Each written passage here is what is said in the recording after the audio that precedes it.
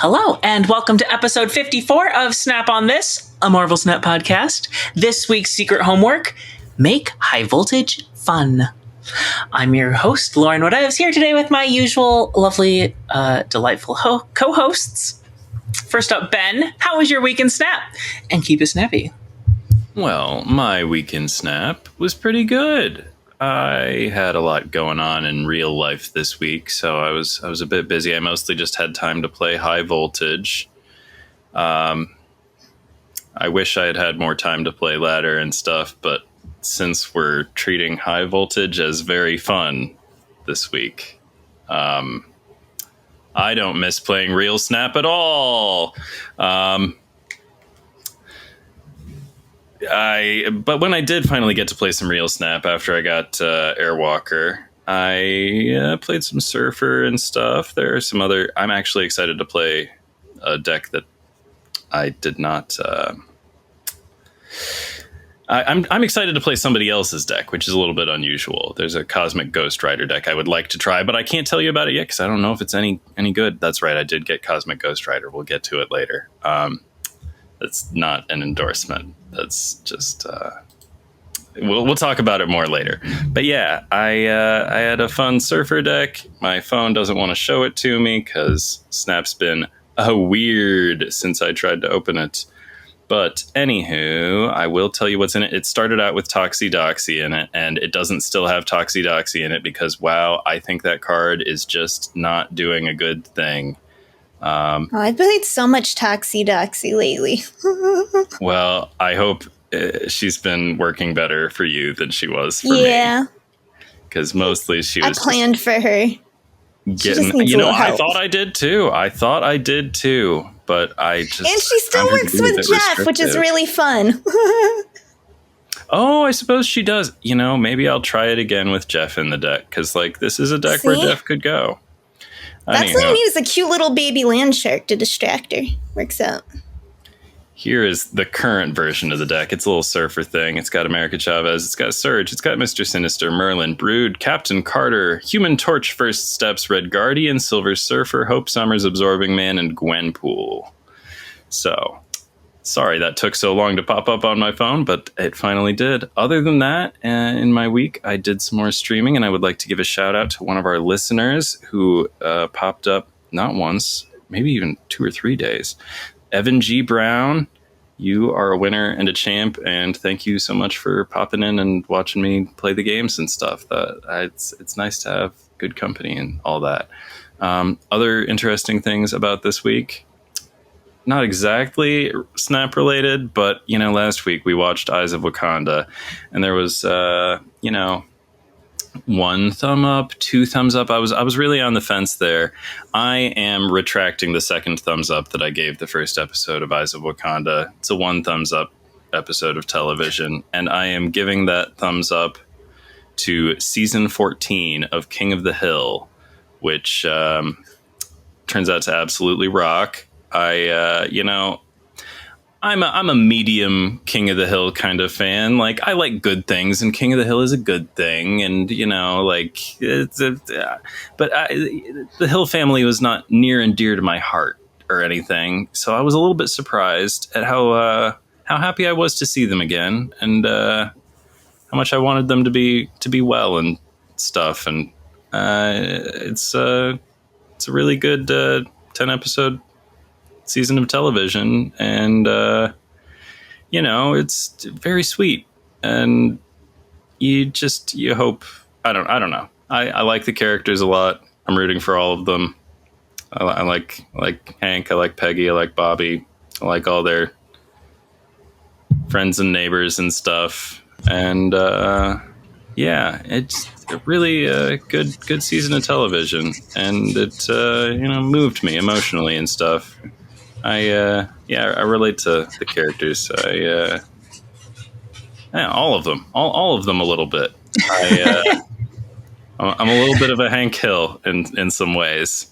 I think all the best ways, personally. I hope, but I recommend it. Two thumbs up to that one.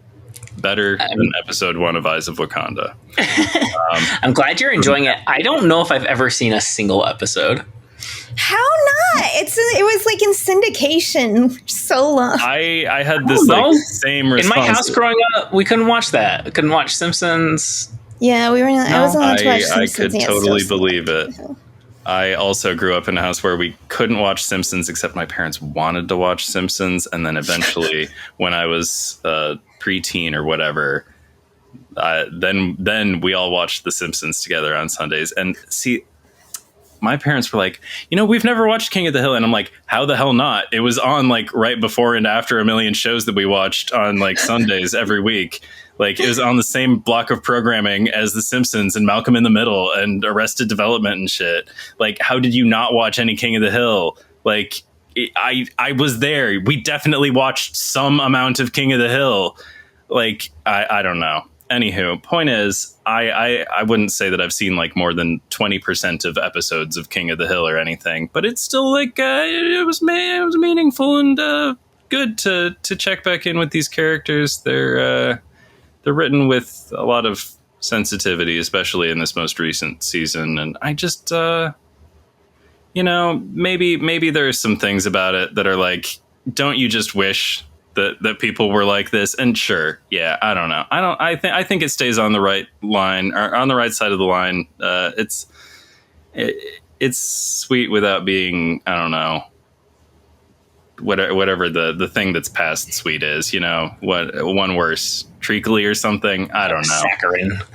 Yeah, saccharin. Yeah, not quite there. Not every problem gets 100% solved all the way on the first. Everybody's a work in progress. Yeah, good television. Highly recommend. So yeah, play Surfer. Watch season 14 of King of the Hill, even if you haven't seen that much King of the Hill. It might help to know a little bit about the characters, but you don't need to know. I felt at home despite not being a super fan or anything. And yeah, I just wish that every time that television came back, it was this good. Like, I wish the aforementioned Arrested Development had been this good when it came back. I hope that, speaking of long-running animated television program, I hope that if Archer ever comes back, it's this good. Yeah. Season 14, King of the Hill. 2 thumbs up. And that has been my week in Snap and other things, I think. Great. Thank you. Ree, how was your week in Snap? And keep it snappy. Okay. So I'm a little under the weather this week, so kind of more chill. First, thank you. I wanted to comment you back, and I hadn't gotten around to it, but who suggested I go to PC to open a new ticket for my season pass this year. I've done that, and I have submitted a thing, and I've heard nothing back for days, but hope lives on. So there's that. B, I did finally see Superman. I don't know if you guys saw Superman yet or not. I did. Heard good things.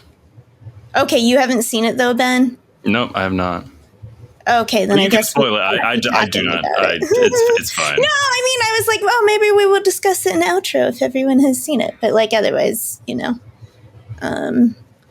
seen it. But I will say, completely spoiler free, there is a scene that I watched and I went, holy shit. And then immediately after I did that, the camera pans over to Lois and she goes, holy shit, almost the exact same tone I did. And I died. That was perf. Okay. Anyway, so yes, I did like Superman. If Ben watches that eventually, maybe we would discuss it. I would say it's my favorite so far this year, besides K-pop Human Hunters. But I liked it better than Fantastic Four. Which I did like Fantastic Four too, for the record. I just liked Superman more. It related to Superman harder, to be honest. Okay. So, and then I forgot I wasn't even going to mention this until Ben had to slander Taxi Doxy's name. Taxi Doxy is one of those cards where it's I can fix her.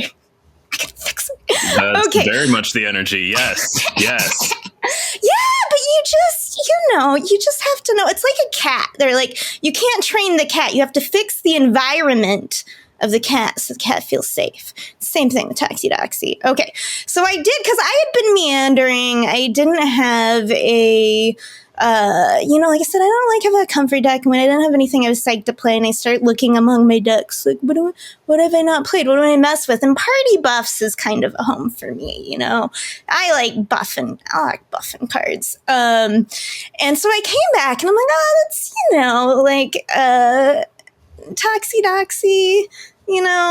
that's a card I want to mess with. So, she's here along with Jeff, because like I said, she'll hit Jeff, and sometimes you just save Jeff till later. Just make a really, really giant Jeff. Happy Jeff. Put him down at the end, because he only costs 2. So he's easy to smack down, but also you can put him early.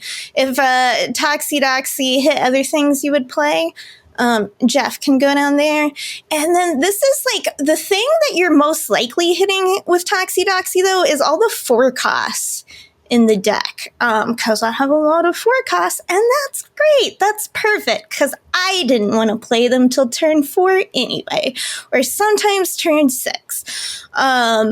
Also, it's fine if she hits Black Panther. Black Panther, I feel like, is the conceit of the deck, where it's like, maybe I could let Black Panther go, but sometimes it's really fun to play Black Panther followed by Absorbing Man on turn 6, along with, like, say, a Jeff or another, or a Mr. Sinister, who is also in the deck. So, like, 4s and 2s are just kind of a good combination. And, when you're doing that, it's because you have some giant Black Panthers and Absorbing Mans in your hand. So obviously I have Zabu, because it's perfect if you can hit a 4 cost to play on turn 3, but you also have, it's me building a buff deck. So we do have Nakia and Okoye, and America Chavez, who I believe just got buffed now, right? It's not reflected in my game. Yeah. Right now, she's still showing a 1, 2. Well, we'll get into it. And then, and like I said, a Mr. Sinister that is like 212, pretty good. And it's really easy to drop at the last turn with like a or a Captain Marvel, sorry. And then obviously I don't think I've said Gwenville, but of course she's in here. She's a 4 cost and she's a buffer. So the only card then I haven't mentioned, which is like the current meta conceit of the deck, is Super Scroll. Because honestly, it's just working for so many things for me right now, and it's still really unexpected. Most people just assume they've won a lane if they have a null there, So this is a fun thing to drop. Also, like I said, just copying some Luke Cages, some Mr. Negative style decks. A lot of people are running an ongoing. Like, that's going to be the thing, and it's not rogue also because sometimes you got to steal lots of ongoing stuff. Rogues, just kind of monogamous that way. So, anyway, yes. Watching Captain Marvel fly to victory is still still a great time. It's a great animation. Higher, further, faster, baby. Right? And I do, and like I said, I love it. I love a Toxie. You're not mad when she hits something like a Mr. Sinister, even when she doesn't hit what you intended. So anyway, I'm kind of glad Ben mentioned that, because I wasn't even going to talk about it. I'm like, oh yeah, that is kind of what I played a lot this week, just out of comfort. But I've been playing a lot of stuff this week because my alliance, I'm technically the leader of the alliance, but the real heart and soul of our alliance is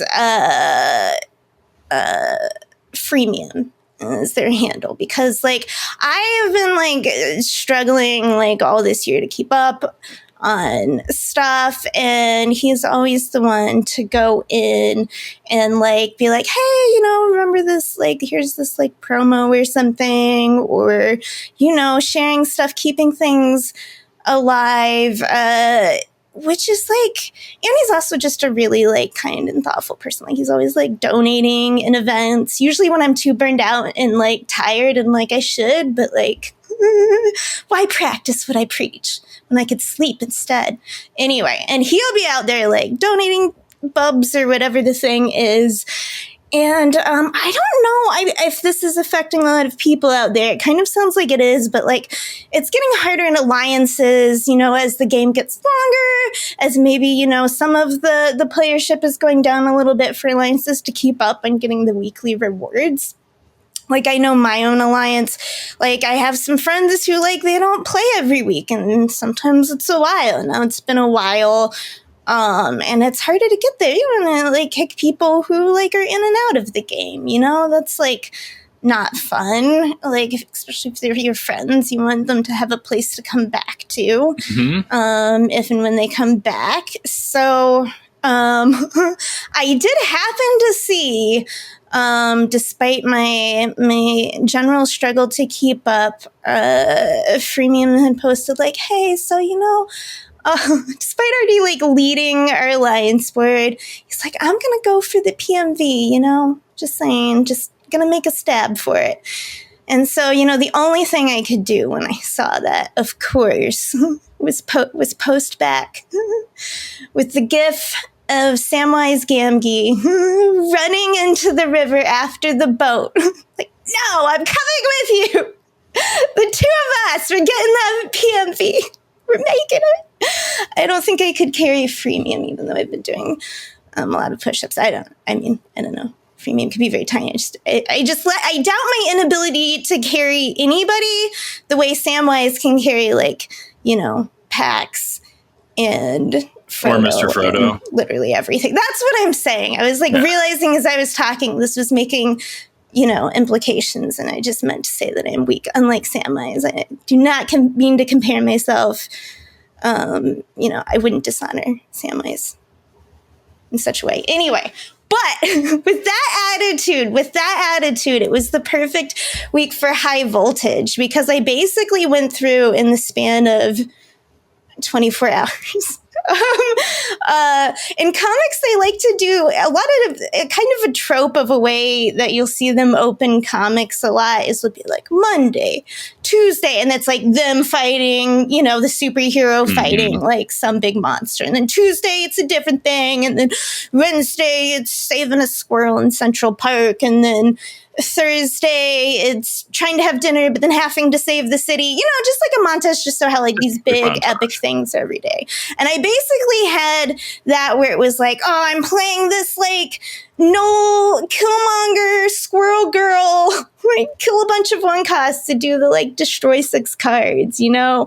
I'm like playing discard decks that are just about discarding like 6 cards. I like combined X-23 and Silver Samurai, which I like don't really ever put X-23 in the discard deck because that was the mission. I played random other pairings of cards to like, you know, to complete those. And it's like, oh, thank you, High Voltage, because it's like it lets you get those wins like in three rounds instead of 6 when you're trying to burn through it. And in the end, we did make it to the PMV. He had like 20,000 something points, and I had like 15,000 something points. That's wild. I don't know if PMV. I think I have hit 5 digits before, but not that high. That's impressive. I think you have too, Lauren. Yeah. I've had to carry it once or twice, but mostly our alliance. We don't really have to worry much. No, we have active players still. Although I think you're probably right, Reed, that it is getting harder for people in general. Yep. Well, that's the thing. I don't think I said, situation is representative of like the average snapper's experience. I think we are very lucky to be members of Dazzler Nation. Yeah. So, that was what I did. We saved Middle Earth. We got everyone their very own premium mystery variant. Do you remember what variant you got from all that hard work? For us. Okay. No, I was just gonna try and like.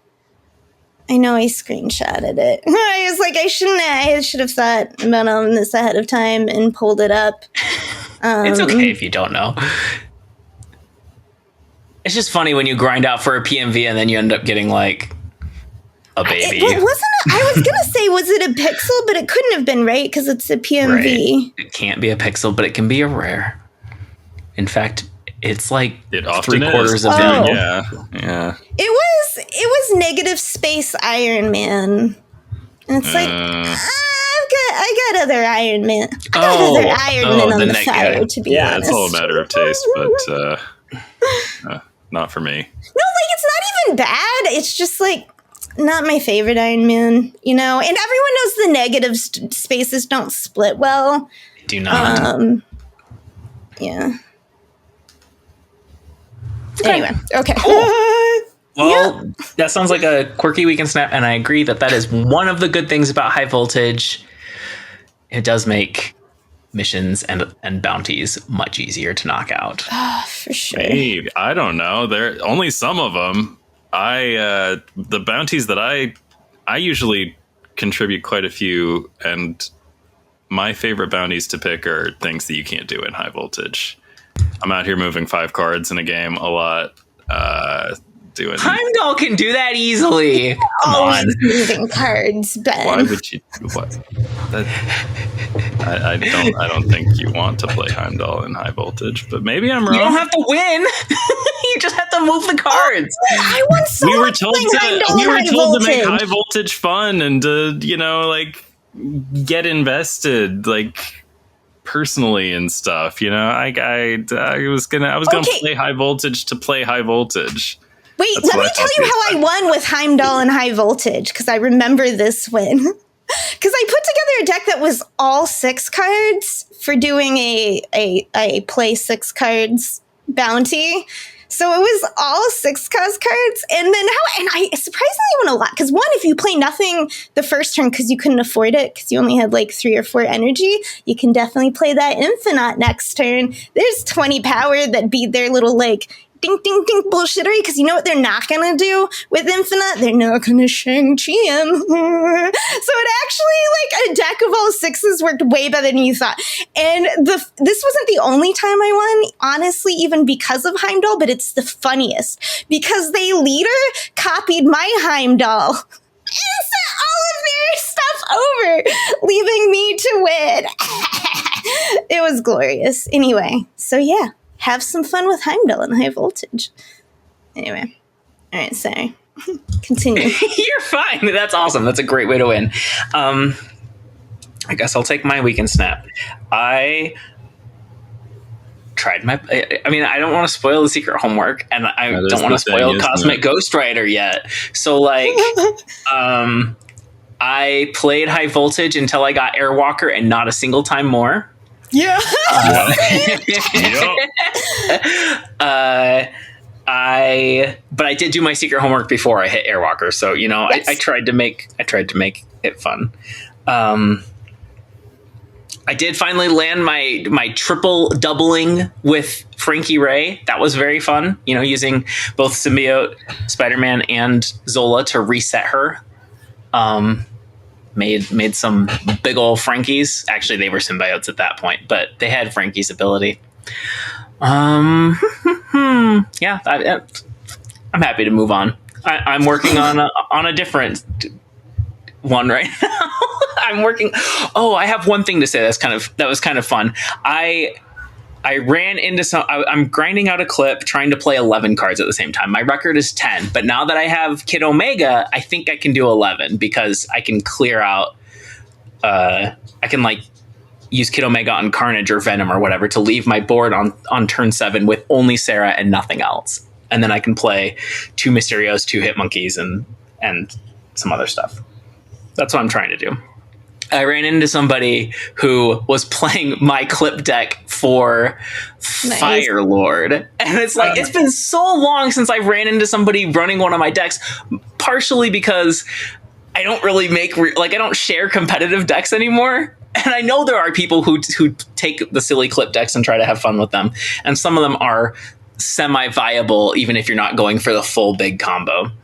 But that was kind of fun. I'm like, this looks like my deck. And then afterwards, they're like, good game. I was sweating the whole time. People ping me and they're like, I didn't want to be in the clip. I'm like, sorry. Like, should I be censoring out your name? I don't think there's any shame in being hit by a sick combo. But anyway, I verified that they were indeed playing my deck. That was fun. Okay, let's move on. Any new thoughts on last week's card, Fallen One?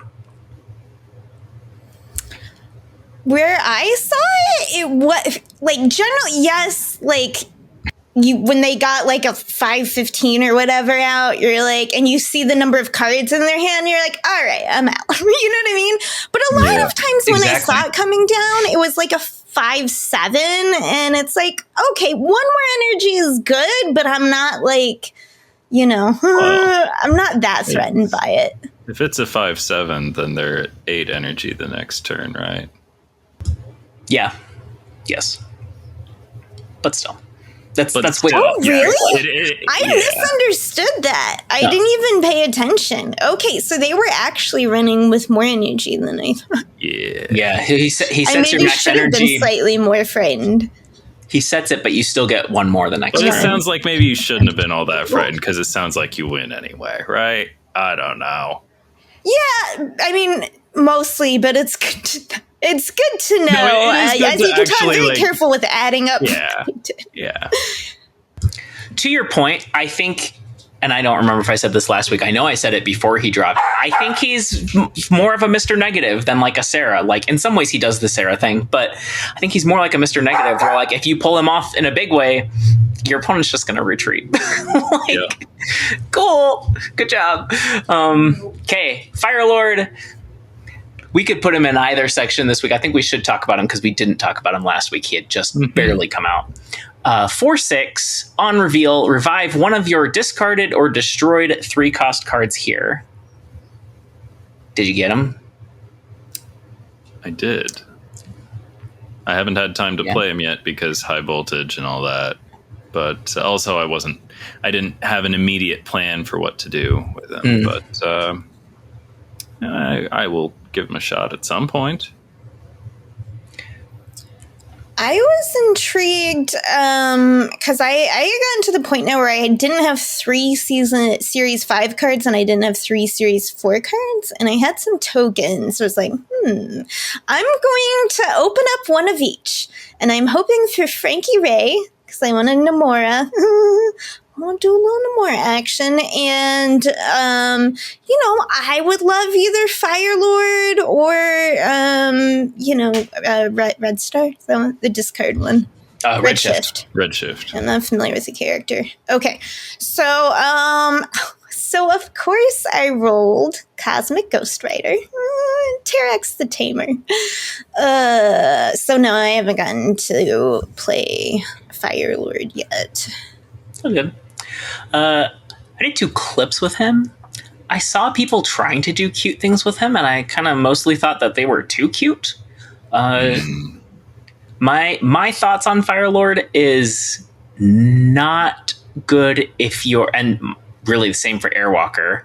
I don't think you should bend your deck around them. But if your deck is already doing destroy or discard things, then you can start thinking about it. One of them I did Kid Omega and Venom, and that is beautiful and glorious, just like I expected it would be. Like being able to destroy a bunch of stuff with Venom, make a huge Venom, destroy him, and then Firelord can specifically target Venom for the revival. That's a cool thing to do. Yeah. I realized I thought of a cool thing, or I thought about asking if you had thought about this cool thing, because like I don't know if this is my kind of cool thing or maybe more of your kind of cool thing, but like would it be cute to like bring back a Dawkins or something? I don't know. You get to get a second shard. You know? Yeah, I don't know. That's my cute Firelord thought. Sorry, keep going. But the trick is, are you destroying Dawkins? Because if you're discarding him in a discard deck, then you already, like, he didn't get to make the first shard. I think you're destroying him. Probably, like... Really? Yeah, I think. I don't know. That's just how it popped into my head. Because think about it. If you discard him, because like you don't want him to be just useful for Deken, right? And it's like, okay, where can I get use of a 3 cost I'm bringing back also with Deken? I mean, obviously Venom is useful, as Lauren was saying, but it's like, what about a Moon Knight where it'll maybe discard your Apocalypse again? That's good for you. You know what I mean? You have a Dracula out, maybe it'll discard one of their cards too. So it's like you could hit multiple 3. I could see using it in a discard. I want the shard from the first one, and you only get the shard from the first one if you put it on the board. Yeah, so I think you have to and same thing with your Moon Knight, or if you want your Moon Knight to proc twice, you've got to play it, destroy it. Oh, that's true. If you're using it to double up on the, yeah. Fair enough. I don't know. It was just a cute thing that I thought of, and I'm like, people like doubling stuff. Generally more than I do, most people. But usually they just use Frigga for that, because then they can use it on their bullseye instead of their bullseye. One thing I saw with it that was kind of good and very obnoxious was with interacting with Wong and Gambit. I mixed those two together to highlight original Good Egg Wombat combat. That's good because if you accidentally discard your Gambit, then you could just bring him back. He still gets the double hit. Also, Firelord will revive 2 cards on the Wong lane. So that was fairly spicy, a bit of a combo, but a tasty one. Somebody did that to me, actually. I've run into one Firelord, and I think it was somebody doing something like that. The other thing I did with him that I thought was very fun was a Surfer deck with Fire Hair, where I also had Elixir, and I feel like maybe I had Phoenix Force. Maybe I was only reviving twice. Anyway, I was just destroying Surfer and reviving him over and over again. That was fun. And then also, every time I destroyed him, Fire Hair went off also. So it's anyway. That was a cute thing to do. Obviously, the combo version is demanding, but I hit, tons of power. But I think that's somewhat real. I think you could make a real deck that was doing something like that was less greedy. Okay, we're going to move on to this week's releases. Airwalker, who I guess was technically available last week, but we all got him a few days ago. 3/3, when this is destroyed, replace it with a 4-cost card from your hand or deck. I haven't got to play him yet. I also haven't gotten to play him yet. Me neither. I was trying to get him, but I will say he still feels awkward to me in that, when I'm looking, there's just not a ton of destroy cards that cost 4 that, I want to. That's not, Phoenix Force that you're trying to control, maybe, what you destroy a little harder, but, I don't know. So, it still seems awkward to me. I haven't really seen him use. I've played against him, I'm pretty sure, but not, to great effect that I've seen yet. Anything impressive. The cutest things I've seen so far is pulling Morgan Le Fay. But, then you have to destroy a lot of stuff to make it worthwhile. It's just tricky. Yeah. It's what are you doing with the Airwalker you get back? And maybe you're just playing him as a 3/6. That's a pretty good stat line. Anyway, I still, there's probably something there because deck thinning is strong, but I guess we'll see. Maybe we'll play him this week and talk about it next time. The Surfer Destroy deck that you were kind of talking about before. Yeah. To pull a Glenpool or something? I don't know. Our Firelord. Yeah. Who then pulls another 3. I'm not sure exactly what that looks like, but it seems like there's something. Surfer Destroy, as a concept, is that Destroy makes fewer bodies on the board, and Surfer just loves having a lot of bodies on the board is the thing. And I worry that they're kind of at odds. Maybe that makes Surfer Destroy the right answer, though, because if you get Fire Hair in there, then you're getting more Surfer procs. Or if you're doing Revival with Airwalker and Firelord, you're getting more procs. And I don't know if that could be reliable enough. I'm not saying I'm sure it's stepping on its own feet, but I worry that it might.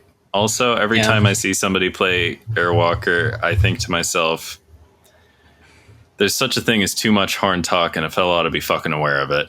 That's just something that Wayne said once on Letterkenny, and it stuck in my head. Nice. Okay, and then this week's Series 5 card, Cosmic Ghost Rider 5/7. On reveal, remove the text from front row enemy cards here. Thoughts? Did you get him? I got him. I didn't get him because I thought he looked good. I got him because I thought he looked fun, and Safety Blade made him sound like fun. But I think this is one of those cards that Safety Blade likes that it's a little bit, But hey, you know what? Fun cards are fun, and I had fun playing him in high voltage. And, maybe sometimes, it is a powerful effect. Wiping cards is cool. We like Goliath. We like Red Guardian. It's cool to make stuff not do the thing that your opponent thought it was supposed to do. Still, it's 5 cost. Yuck. Yeah, there were... Okay, one synergy that... I don't know if we talked about it, but we could have foreseen Luna Snow. I saw some people doing. I think that's kind of cute. It's a lot of work, but it does mean that you get him out a turn early and you take away that benefit from your opponent. There's something there. Only if the thing lands in their front row, which I've seen people trying to do it to me, and very often the thing doesn't come together the way they want it to. Yeah, so I saw people do even more in that vein. I saw people trying to do it with White Widow, and I think that's even harder to space out because she doesn't help you ramp out the Cosmic Ghost Rider, and also the kiss destroys instantly. I still think they should buff that to be end of turn or start of turn. That would make a huge difference. I think you might be right. Although it might be kind of oppressive if I think the start of turn thing that could, I don't know.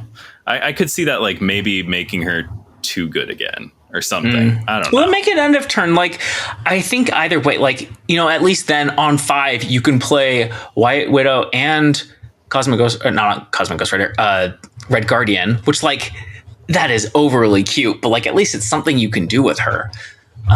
Anyway, I saw a lot of people trying that, and it was not working for them. Both you just can't opponents and watching YouTube videos of people playing this card. It's one of those things that feels like a really good idea, but you just can't count on your opponents to know the choreography and do it with you. And I don't know. I'm not sure it's the thing. Yeah. So aside from Luna Snow, though, I have played some Cosmic Ghost Rider, and I would agree. I mean, I know, I don't think he's super great or anything, but I think you guys knocked him a little hard last time. I would agree with our commenter. I think it was our longtime friend Ryan North, who said maybe underrating him. Ryan, okay, a little bit, because there are some situations where it does just wreck things, and you can do it unexpectedly when they think they're safe. Because you already played, if you're playing an ongoing deck and you already used your Enchantress in another lane, and they seem this one's safe, but it's that Captain Carter isn't safe. Not from Cosmic Ghost Rider. But the first time I played it, it actually racked. I played it against a classic discard deck more that I would play, and my turn 4 went Enchantress down on their... Mobius actually was turn 3 because I zabu'd it. She only cost me 3. And I did something on 4, who knows what. But on 5, that Cosmic Ghost Rider came down on their Dracula. Alone in a lane. That's a good hit. That's a good hit. Right? So, and then they just retreated. It just wrecked their whole plan. So, I think there are, because there are things that are just essential. And if you manage to get something else with the Red Guardian or something, and this is the second thing another enabler they have, I think what I want to try with it that I haven't had time yet to play, especially as we'll talk later with the buffs with Nightmares buff, I could see this going into a Nightmare deck where you're okay, either one, I'm saving it because I realize it'll be useful, say against like their Dracula or something that I'm expecting based on their deck. So like there's some places it could be very effective. But then if it doesn't seem like it'll be worthwhile, you hit it with Nightmare, and then like, hey, if that turned into a Black Panther, great. If it became a Red Skull, well, you know, if you're playing a Nightmare deck, you probably have a lot of options with high power in your hand anyway, and you just don't play it just like the tech wasn't useful, you know? That's maybe where I'll go with it. And then it's a great surprise. I love throwing in that one like really big surprise card that can just win you a game sometimes if you can fit it in. So maybe, you know. When I was playing with it, I was reminded, I think you said last week or when we were previewing the card read that it reminded you of Legion. And I did have that vibe sometimes.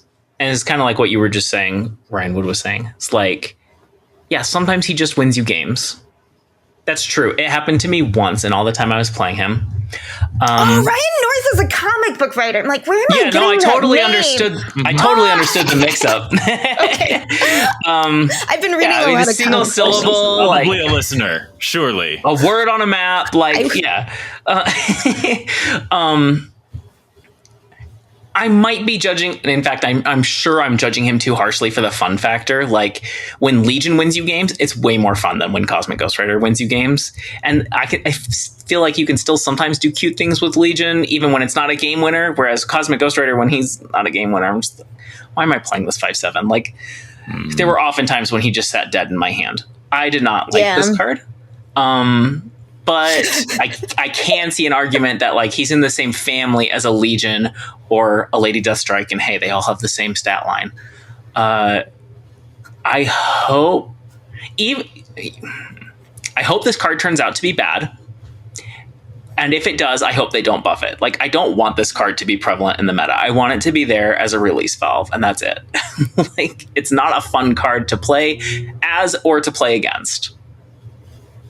I just want to imagine Cosmic Ghost Rider standing behind you, crying. It's sad because he's such a cool character. The animation is great. Wild. Yeah, the animation is great. I think the animation is a knockout. Wow, that's a great animation. The sweep of the chain. Just, it's cool, but it's also effective. Like, it communicates what it's doing, and it's fast. Yeah, when it happens, I agree with you, though.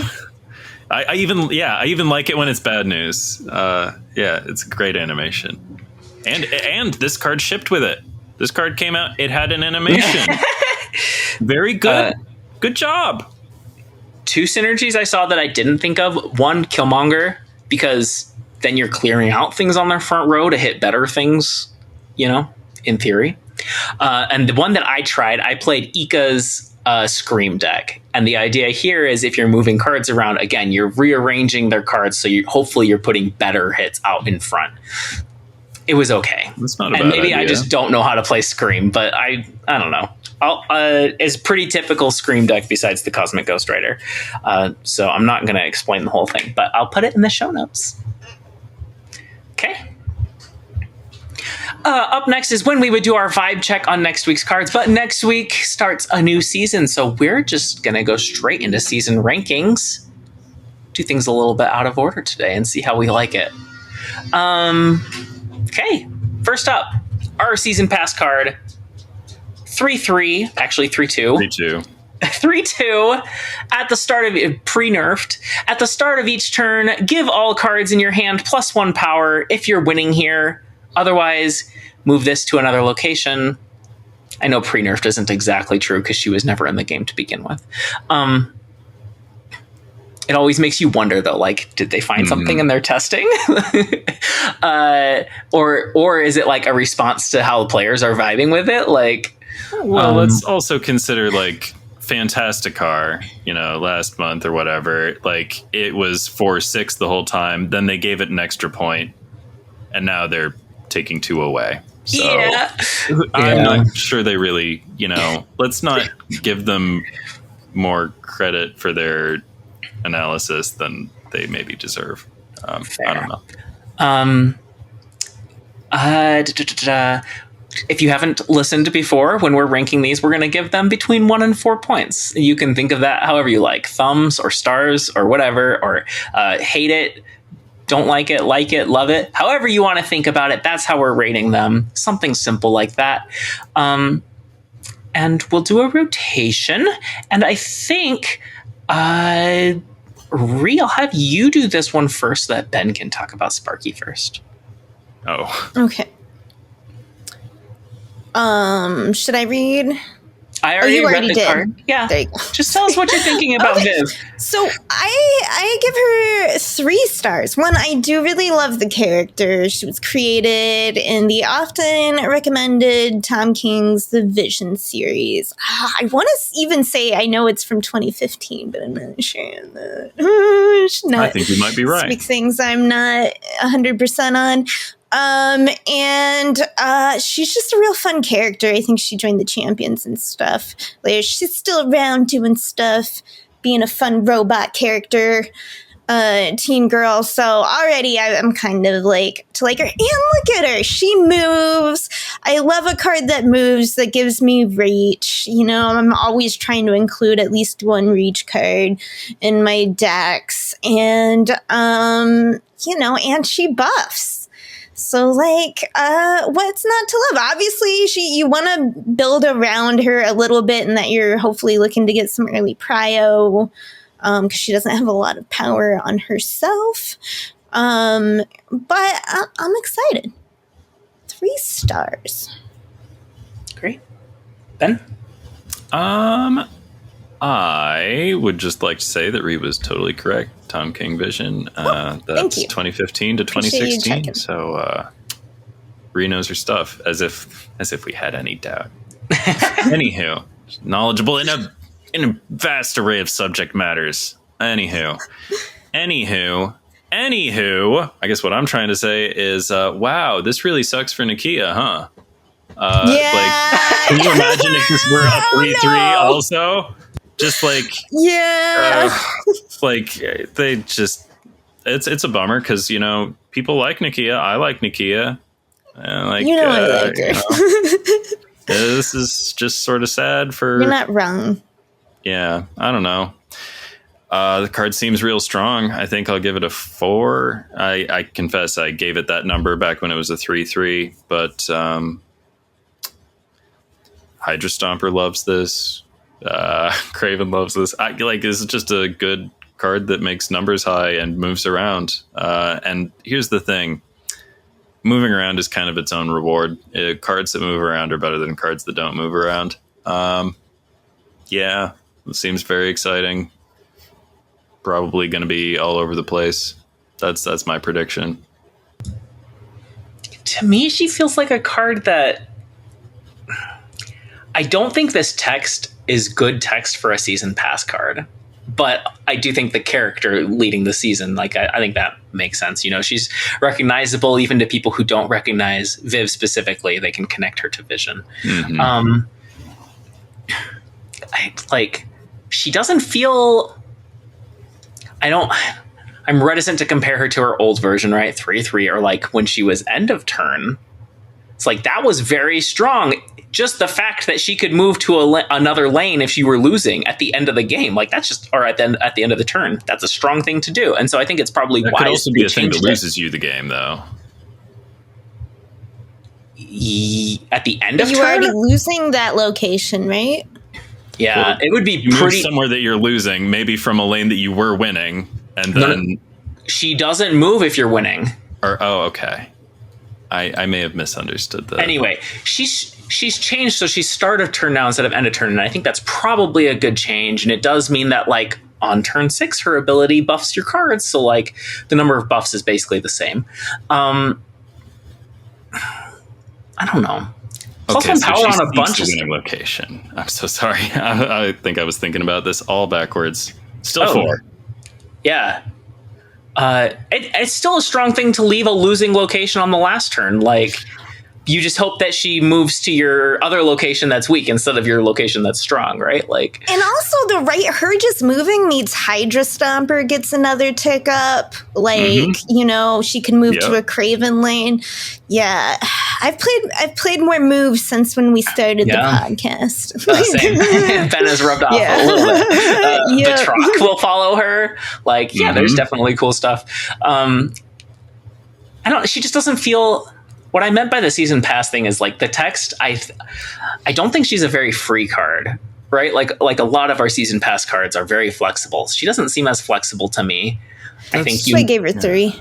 I think you want lots of cheap cards, right? To really maximize those +1s. Or you build the deck that's like Sinister, Brood, Scarlet Spider, Lasher, the kind of cards that can benefit from, that can amplify the boost that they're getting. I'd give her a 3. I think she's solid, and just solid, and that's perfectly acceptable for a season pass card. You know what? I've been talked down to a 3 also. Are we all in the hand-holding club at 3? Yeah. Okay. Let's do it. Okay, then the super premium season pass card, but also this month, starting immediately in Snap Packs.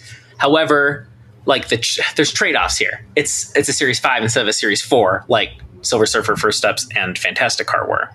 I think this is a great change. I think it's awesome to make it available to players who want it, even if it is more expensive. That's feedback that I gave in the creator area. Not to say that I'm single-handedly responsible for this, but... I'll say it. Thank you, Lauren. Thank you for making this happen.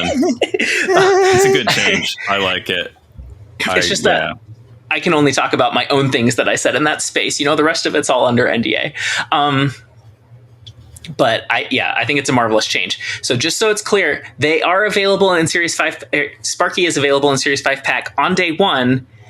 And in the Super Premium Season Pass, it's his variant. But now that the game has changed, so variants give you the card, you can get the card. This is the one thing that I think that they should have been a little more careful about, is I think people are going to open packs right away, get Sparky, and then all of a sudden the Super Premium Pass is way less valuable to them. So I kind of think he should have been in the shop available for tokens, but not necessarily in Snap Packs on the first week. It's their first time. Yeah. They'll figure it out. Anyway, Sparky, this is a fun-looking card. 2/1, activate, give your card that last moved +3 power and move it back to its previous location. Ben? I had to give this one a 4. It looks pretty nuts to me. This activate to move a card back to its previous location. This is just like so much more flexible than what Aranya does. This is like, this is like Lego. The only limits are your imagination. Dang. Stupid Human Torch. This is obviously why they couldn't have 1/2 Human Torch just being the easiest thing to get ridiculous. I mean, like, sure, he's still going to be ridiculous as 3/3 Human Torch with this card. I'm not really excited about it. It just seems very powerful to me. And the flexibility is like, consider Madam Web, right? Like, Madam Web is limited by the movement rules of like, it all has to happen during that move phase at the beginning of the turn and stuff. Whereas this can be like layered with whatever other hijinks you've got, and you will have other hijinks. Yes. I think this card is, and when that is not, I made that face and that noise because I think it's too good, and I don't like cards that are too good. Gotcha. I think this is Viv's dog, right? Or at least the family's dog. This is the one that Agatha killed, right? Is it? She killed Sparky. Is it the same Sparky? This Sparky is from... Yeah, but I mean, like, not like... in WandaVision, at the end of Agatha All Along, she's like, I killed Sparky. Yeah. Maybe it is the same Sparky. I don't know. I mean, it's certainly named after inspired by the Vision run, but in the Vision run, it's Vision who's recreating a family in suburbia, and Scarlet Witch isn't even like in the picture there. But they kind of took a few ideas from it, so it's like I think they probably named the dog after Sparky, but like Sparky isn't a isn't. I almost said a human dog. A robot. Okay. The reason I bring that up So, is yeah, not you're just so right, you can though, place it in your mind as Viv's dog, but I love that the cards work together, specifically Viv and Sparky, right? Viv gets way stronger if you interact her with Sparky. She's way less likely to move and hold her location, and more likely to hold her location and give the buffs, which I think is probably the better thing than the move, given they're both strong things to do. Sparky for instant staple in move decks and a variety of different move decks. This is better Hercules. That's a low bar, but yeah, it is. Not just because it's a 2 instead of a 3, but like, I don't know, it's just so much more controlled, right? You can move off of the Madam Web lane and then immediately send them back to the Madam Web lane. Was Hercules a 4/5? Yes. 4/5? Oh, I forgot about that. Yes, he launched at 4. Sparky just seems super duper strong. Maybe it was. And the only limitation is you need cards in your deck that move anyway, but like it's fine to have cards that are archetype specific. Rie? I gave him a 3. I agree. It's kind of I give him a 3 because he's not, you do need to like put him with move stuff. So it doesn't go everywhere, but it's like the activate isn't even really so much of a downside. You can play him all the way up to turn 5 still with benefit, and,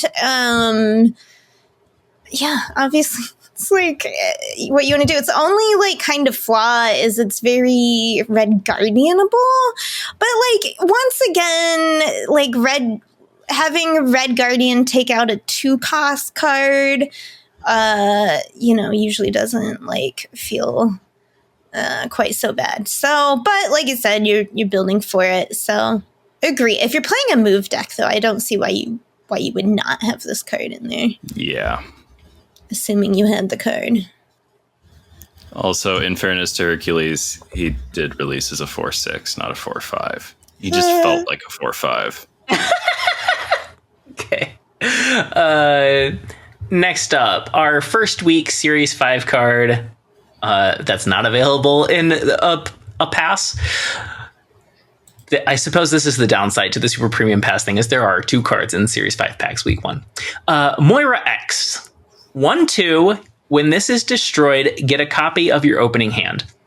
I think this is a very difficult card to rate because it is an unusual ability. Like, you could compare her to Moon Girl, maybe, but maybe, or Frigga, but like both of those are so much slower than she is.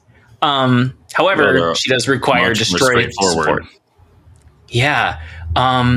But Moira, like, you don't need to hold those things in your hand. You don't need to play them in a certain order. Like, she can sit on your board and wait, and you can get that hand back later. Like, this is card draw. At least 3 cards, right? It might be 4, but I would guess 3. It's 3. Yeah. That's what happens when you get the copy of your opening hand from filling up whatever that location is, right? Something timeline. Yeah, it's the 3 cards and not the one that you drew on turn 1. I think you're right. So, I'm like, I really want to give her a 4. This just seems interesting. And in deck, I think there are decks that can benefit from this ability for sure, right? Destroy decks getting an extra Carnage or Venom, that's huge. An extra death, like there are things that this would love to do. But I'm wary of giving it too many points because it looks so fun, which I am very vulnerable to doing. And this card does not have like knobs, right? Like how do you nerf this card if it's too strong? I'm not saying it, but if it is the 1/1, you don't like this card. I like it. It's a very cool and interesting card. I'm a big fan. I wish more of the cards were like this in terms of interestingness and power level. I think it's a better ability than Uncle Ben's. I know that is also like a weird bar to tie things to, but it's similar in that it's a 1 cost that you destroy to do something. It would be better than Uncle Ben in an 8-turn game for sure. Definitely. Oh, cost you're worried about. Game. All right. I'm hemming and hawing. Also, like, just like in terms of what is practical to do in 6 turns, that's where I am bumping up against this. And also, here's the thing. I'm team small cards, and I regularly play out almost every single card in my hand. Put this in Killmonger and Surfer. You want an extra Surfer, an extra Brood, this is spicy. No, it's very spicy. I also find it difficult to evaluate. I'm just not so sure stuck because I can't do halves. If I could do halves, it would be a 3.5, but that's cheating. I'm going to commit to 4. I think there's something wild you can do with her. Even though I made the exact same mistake with Fallen One. Yeah. Okay, Ree, more X. So I give her 3. I agree that she's hard to rate because we see it happens. But whenever I see like destroy or discard, like I think too many people get caught on the idea of combos, right? So I think about once again immediately, okay, my destroyed X, in destroy. And I like this. I like this for destroy. She's 1 cost, easy to include, easy to destroy, to fit in around your carnage, to take the place of she'd be taking the place of a Nico or something, right? But she allows you to maybe take something out further up, maybe not a Wolverine, and play her because she's copying what's in your hand. As Lauren already said, death. You're super happy to get, even a null, because you're hopefully, a lot of destroy decks are playing a lot of top heavy things with the hope that X23 and whatnot is going to get them the extra energy to maybe play a null Zola or something like that. And I usually actually leave Zola out of a lot of my destroy decks just because it's so expected. I like to just leave the possibility there on the board for them to try and counter while I do other stuff. But and this could open play, like I said, where maybe a destroy deck now could fit more things alongside Nico. Usually it's just Nico X23, or maybe you're doing something a little different with an Uncle Ben or something like that, along with your Deadpool and whatnot, if you're doing a Deadpool style destroy. And if you can copy cards and get a little more to fill in, that fluff, then, but once again, I don't think, you obviously are just not putting this in every deck. So I wondered if 3 was high, but I'm willing to go there because I see a lot of things that you would like to copy. And you're always wanting an extra Venom or Carnage sometimes in a destroy deck if you're playing Wolverine and that stuff. So that's where I'm at with her. So I've got a quick question, or rather, I think I know the answer, but so when we get these copies of our starting hand, these are copies that will have the modifications that they've gotten since then. I did wonder that. Is your Deadpool the bigger Deadpool? This is Time Theater, right? Where if you draw a modified version of the card, you get the copied modified version of the card. Or even if you modify it after drawing it, you get the copy of that modified card. I thought they changed the timeline location so that it doesn't do that. Because, if you get to make a copy of your 1/8 Deadpool or something like that, that's disgusting. Yeah. Sacred Timeline, could not reach it. That's very important to this card's power. Yeah. Agree. Because, I really find this card difficult to evaluate. My instinct is that it will be good for something eventually, if not right away, but also maybe right away. I'm is this going to be fun in a very low curve kind of new destroy deck with your Uncle Bens and your X23s and your Nikos and eventually your head pools and I want to believe that this is the head pool friend that's going to give us a fun lower curve destroy deck. I'm giving it a 2 because I'm not. It's a little clunky, and I love that it says draw 3 cards kinda on it, that's neato. That's very good. It's just it's a little clunky, and I think it's difficult to guarantee that it all comes together into some sort of cohesive plan. I think that very often decks are good when they know what they're trying to do and then they just do it, whereas this is more of a let's get ahead in a vague ill-defined way, and like sometimes, Harishem's pretty good. I don't know. I think that, I want to believe in this card, but I'm only giving it 2. It's perfectly valid. Another point in its favor, you know exactly which 3 cards you're drawing. Right. That's true. Sometimes you don't chase her at all because it's... Once the game has started, you do know which 3 cards. Yes. Before you play her, anyway. Okay. Is there anything with Dormammu in the summoning ritual? 2 summoning ritual paths could be a strong thing to do, but you only ever get 1 Dormammu. Mm-hmm. Like if you play ritual 3 twice, it moves Dormammu from one location to the other. But like the second ritual is a pretty strong card. It is a pretty strong card. -1 power from every card here for 1 energy. Could be interesting. You don't play her with something like a Quicksilver or Agatha. So no, you super don't. I mean, maybe somebody is going to try this with Agatha, aren't they? Yes, somebody is. Redshift to get rid of one of your Agathas, then make another. Anyway, all right. Then we have 2 Series 4 cards opening the first week, going into the Series 4 packs. First up, Awesome Andy, a 2/1. Activate, give one of your cards at each other location +2 power. Rie. I give it 2 stars. It's no Cobra, but it is an activate. Damn. Which does fit under a Cosmo, sometimes there are good things about activates around those locations, but and there are places where it's useful because it buffs things, like a Frankie Ray or whatever, but like, would you rather have this than other buff cards? So that's where we're at. Mid buff card that will fit in some decks. That's it. 2 stars. Mm-hmm. All right. I think the closest point of comparison for this card is pre-buff Toxie. I think this card is hot garbage. I think it's an easy one. Still rather play it than Cobra. That's a strong argument.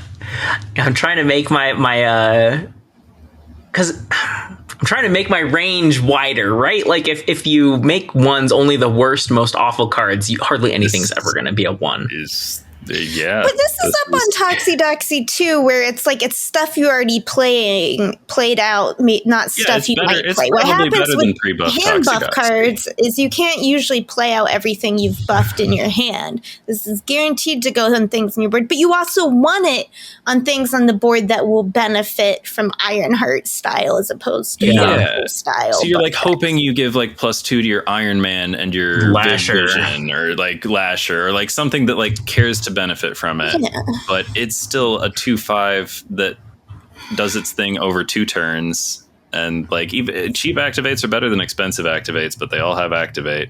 And also this activate is so weak, probably not even worth Jacastaing about. Like it just doesn't do enough, and it's a 2/1 on its own. Jocasta doesn't have to hit only though. She can reactivate 3 cards in her lane, so like he could be a little extra bonus. Anyway, you've convinced me. Does enough stuff. Like look at Herbie. Yeah, I was leaning 2 because he's playable, but I think you're right. He's a 1 because I always want to play something else instead. Okay. Omega Sentinel 4/3 activate. Afflict the highest power enemy card with. Oh, it's not here. That threw me off. Afflict the highest power enemy card with -7 power. Ben. I also was inserting a here in that sentence that did not actually exist. That makes this card much more interesting, and probably changes what I should rate it. I don't think it makes the card better.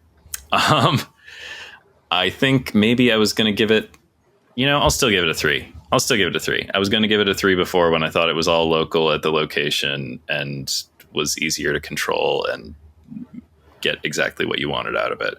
But speaking of things that might or might not be worth doing twice with Jocasta, this one is worth doing twice with Jocasta. Wow, that's yeah. It's a 4/3. Is that correct? Did I? Yeah, 4/3. So it's a So, 410 that can't be sometimes shonged. this is I mean, if we're letting it keep if we're evaluating it as the thing that keeps the stats in its collaboration with Jocasta or whatever, 417's like a pretty cool thing. Also, I like that it's going to be a different card the second time. Especially now that I realize it's not just at that location. Yeah. You're gonna be like, boom, you get Vaseline, you get Vaseline. It's I think this card's very strong. I don't think it's card. Like 4 strong, but I think it's like 3 strong, and it's not offensive to me. I do know that activate on a 4 is like kind of but I think this is a solid 3. That's what I think. I need to think harder about this not being all in like just the broader scope of this ability. Like, definitely changes some things about it, and I should probably let those bounce around in my head. But yeah, gut reaction is still a 3. Yeah, I'm like low 3. Going wide is good, very Jocastable, but I like that.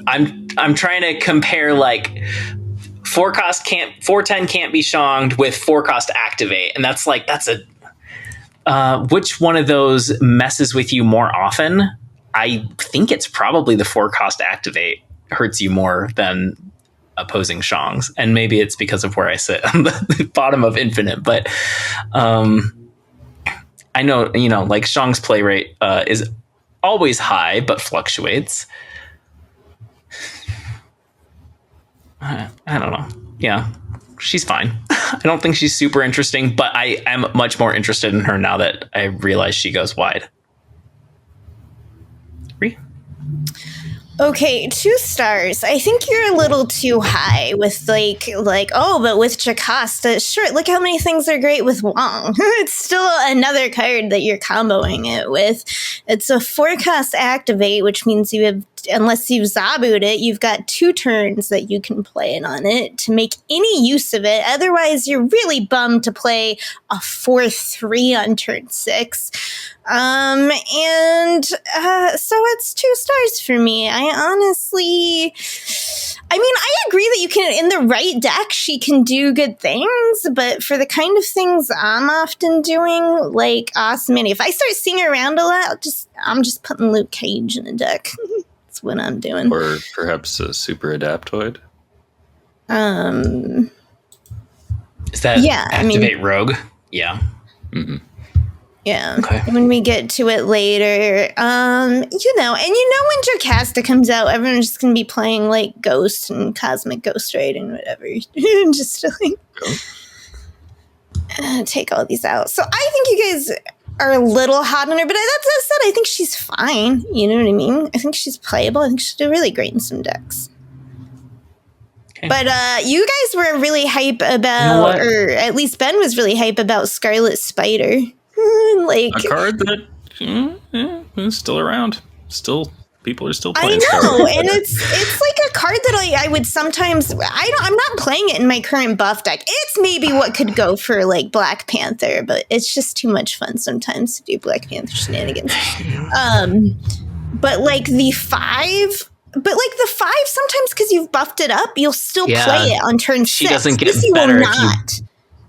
Well, also, she doesn't get better if you buff her, right? Like, if you buff Scarlet Spider, he gets better. This is... So you can still maybe even play it out. Jocasta. Sometimes they'll play it out because Scarlet Spider's a 3 cost that I've buffed, even if he can't duplicate. Yeah. Omega Sentinel is pretty anti-venomable.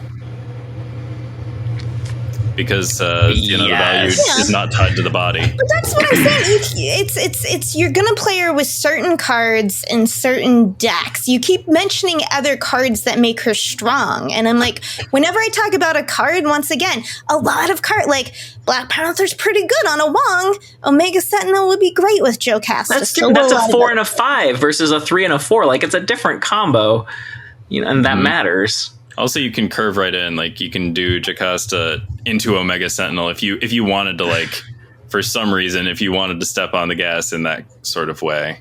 I don't know. So funny. I started at 2 and Ben talked me to 3, and now I'm like, maybe he's right. It's not the highest. It's really hot in a card. That's for sure. Yeah, I'm trying to think of I was down on Fantasticar, and that turned out better than I thought. Yeah, I'm trying to think like what deck am I playing this in? I don't know. Anti-Venom Affliction stuff, right? Yeah, which is running Luke Cage anyway. Which I don't know. Luke Cage isn't big for her, but afflicting the enemy helps Ajax and Evo A-Bomb. I don't know. But that's where you're putting her. You're either putting her something where you're specifically pairing her with Jocasta or something, or she's going in a general affliction deck, right? You're not just throwing her into any deck. Yeah, and I don't think she's super strong in affliction. So then it's going to come down to how important is she in Jocasta, and she is kind of expensive. So I'm going to amend to 2. Bastion, this is our next week's Series 5 card. Not next week, but the next week that we're talking about. September 9th. 4/3, on reveal, add copies of your other cards here to your hand. Set their costs to 2 and power to 3. He's turning them into Sentinels. Get it? Very cool design. There are decks that are going to love this. 4/3 is expensive, but like Victoria Hand is obsessed with this, and that's already a very strong deck. So I think. I mean, he just automatically goes in every Victoria Hand deck, right? Oh, think about how this could do for Bullseye, though. I hate that. I hate that for Bullseye. If instead of Frigga, they just play Bastion and get back, like, their Bullseye and their Dickhead and, like... I mean, that's a very slow thing to do. You have to play Bastion on 4, and then you have to play your 2 Bullseyes on 5. Like, it's that would be doable, good in a 19 game. Yeah. He is a slow card. The 4 really hurts him. But he's only cool. Minimally so in that Victoria Hand situation that we're worried about. He's really cool, and he actually in some ways reminds me of the Ancient One, and he seems better. Oh, the Ancient One is still so fun in like certain places. See, I've been playing her in C5. She is so fun. Also, yes. I've been losing to a lot of C5. Oh yeah. I mean, this goes into C3 for sure. I love C5 and I hate C3 and C2. Okay. I'm leaning 3. It's a very strong ability, but the 4 is very expensive and useless on turn 6. Unless you make copies of Makari. I do love making copies of Makari. Yeah. Okay, wait. Make a super buff Makari. Yeah. Hit them with Bastion, and you have Luke Cage on the board. Okay. I'm going to stick with 3. Reed. 2. Because I think it's like, it'll be fine and good and fun. I put this in thinking of things like Esme, Cuckoo. I struggle every time I'm like, how do you say that word again? Okay, and anti-venom and stuff, where it's just like you have to be thoughtful around your deck building when you're resetting cards, cost, and power. And it gets a bit tricky, and it's not guaranteed. It's like when you're doing this, it's like, okay, it's like what you played and where. So I think it'll be particular but fun. but a 2-star from me. I think this is some kind of 3. I don't know. High 3, low 3. I'm more inclined to think high 3. This seems pretty nuts with your Quinjets and your Victoria hands and also your Cerebros. And like, I think that Victoria hand does not need this kind of help. And this is just like, it's so straightforward. You know, there are... Quinjet is a spicy call. I think this card's very strong. I think it used to have more power, didn't it? This was like Data Mind is like a 4/6 or something, wasn't it? Sounds right to me. I think it used to have a much more intimidating stat line. I believe. I don't think it could have been a 5, could it? This card would be very bad. I'll live fact check. 4/5. But okay, that means you're playing your Cerebro early if you're trying to copy up your Cerebro, which leaves your Cerebro vulnerable. What I know from playing Cerebro is you really want to hold back that Cerebro from being Red Guardian or Enchantress if you can. See, I will totally defer to your expertise as a person who plays Cerebro. Maybe this card is not a Cerebro card, but the Victoria Hand Quinjet stuff is what I'm more worried about. But okay, also I see that, and it's easy to get as someone who has played a lot of Victoria Hand as well, recently also. Then it's okay, so this you don't want to copy your Kate Bishop arrows really. There can be easier way.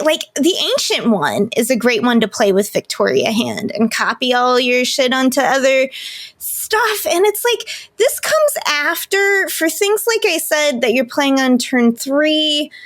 What I do so often to negative certain players is when you know the Iron Man Mystique's coming, well, you make sure you hit that Iron Man right when they're gonna copy it with Mystique, so you take out 2 cards. And this card feels vulnerable to that, in that if people see it coming, you know what I mean? It's easy for them to put a counter out for you to miss. Put that Cosmo out or something. I don't know. But the Ancient one doesn't have that problem. The Ancient one announces what's going on every step of the way. Yeah. I think this is much less. But the Ancient one's and you can put your new Victoria Hand in another lane.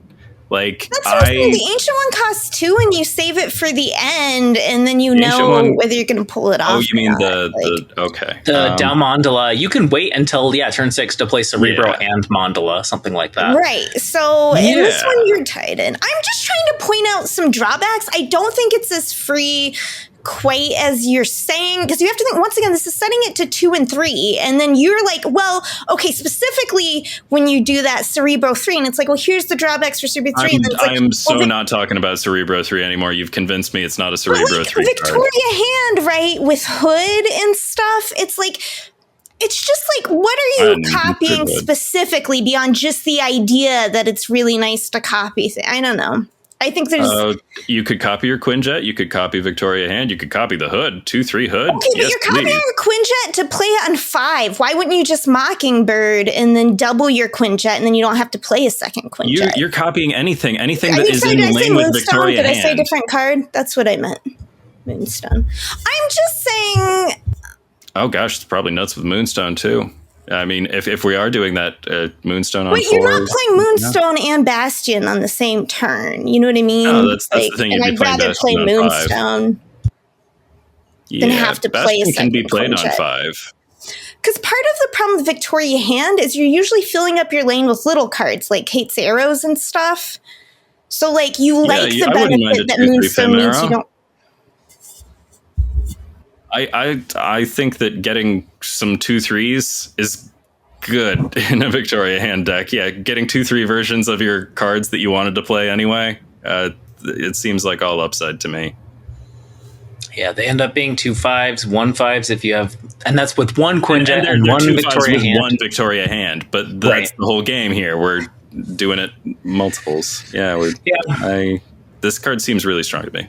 I see your critique, and I agree with it. He's slow. 4 cost is if he gets held back by anything, that's what it is like. Is that you can only play him on 4 and 5. You have to play the cards you're copying. Yeah. And So you had yeah. other cards in your hand. That means you can't play those other cards in your hand because those also have costs. So, I don't know. I think you're deck building specifically. Okay. The following week, Jim Hammond, Human Torch, 1/2, Series 5. At the start of each turn, +1 power for each bonus energy you have. Oh, I mean, I know I've been giving it 2, but it's hard to it's hard when Cobra and what other card did we stick down there in one land? There's some other really terrible card that belongs there besides Cobra. I feel like I should be knocking on, so just mention Ghost. Cobra. But, yeah, but it's a 2, I guess. You're happy to have it in Awaken and building for it. It's fine. We have so many human torches now. Yeah. Ben? I gave this one a 3. I think it's going to be good with Warlock, good with Jocasta. The Warlock thing. Let's be clear, it's bonus energy. It's not unspent energy. Oh, what am I thinking of? Why did I give this card a 3? I don't know. This is not my kind of card. It's gonna be what it hangs out with Hope Summers. It's a start of turn effect. I don't know. Yeah, or a big fallen one, or white hot room. I should have typed up some more notes because I did look at this card and think about it for a while, and I'm pretty sure I knew what I was talking about when I gave it a 3, but I don't remember why. Let's see what is it good with? +1 power for each bonus energy you have. I mean, you get Wiccan down, and I don't know.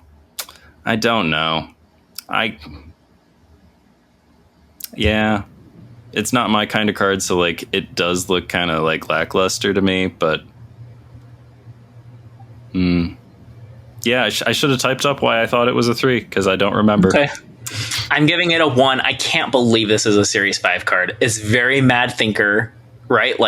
Hella niche, 1/2 that scales at the start of turn. It doesn't scale in your hand. Is just a very awkward card that's very vulnerable. You have to play it out early in order for it to get benefit. On turn 6. You know what I mean? By doing some the overpower move is the fallen one, right? Yeah. And he does have the edge on Sunspot in that it doesn't care whether or not you spend that energy. You can have the bonus energy, benefit from it, and also spend that energy. So he goes in giant fallen one decks. Maybe, but as we've already discussed, then your opponent's just retreating anyway. Plus, they can see your Jim Hammond sitting on the board when you make your 20 power fallen one. All right, I'm putting him down to 2. I don't remember maybe it was just misreading Warlock. Put him in a Wiccan deck where you get Wiccan out on 4. He's a 1/6. I hate this card so much. There's got to be something to do with it, or right? A Mad Thinker. But it's you want to do something with it. That's why it's I kind of edged him into 2, but it's very much Nick Scratch. You're playing him because you have a cute idea. This is a card that I so badly don't want to play that I think that there has to be something there for the people who do want to play it, right? They wouldn't. It just doesn't have enough support. Okay. Yeah, right? Very Electro, often, if I don't understand a 1/5. card, I just think there has to be something to it, but maybe there isn't in this case. Yeah. Maybe Hope Summers is the right answer, because with Hope Summers, what do you get? 4 or 5 bonus energy over the course of the game? You can get a lot if you're Merlining and stuff. You can. Oh yeah, that's Merlin. Oh, that Once in Future. This does give Once in Future a lot more value. Once in Future is already great. Once in Future is the sleeper hit of the summer. If you ask I'm sure I don't play Once in Future enough because I'm I don't want to draw this card later. Oh, you're never going to draw that. I mean, you might draw that card again. But that's not what we're doing here. I thought I already paid for that. We're getting a refund on our I know it doesn't make sense. I need to be more aggressive with it anyway. I'm still a 1 on this, even though, Once in Future and Hope Summers, those are much better arguments. Okay. And then Danger, coming in the revamped Deadpool's Diner, which we'll talk about when it gets closer. But looks promising. A 4/6, activate, destroy an enemy card here with less power. Sorry. All right. Well, this one I found to be pretty difficult to evaluate.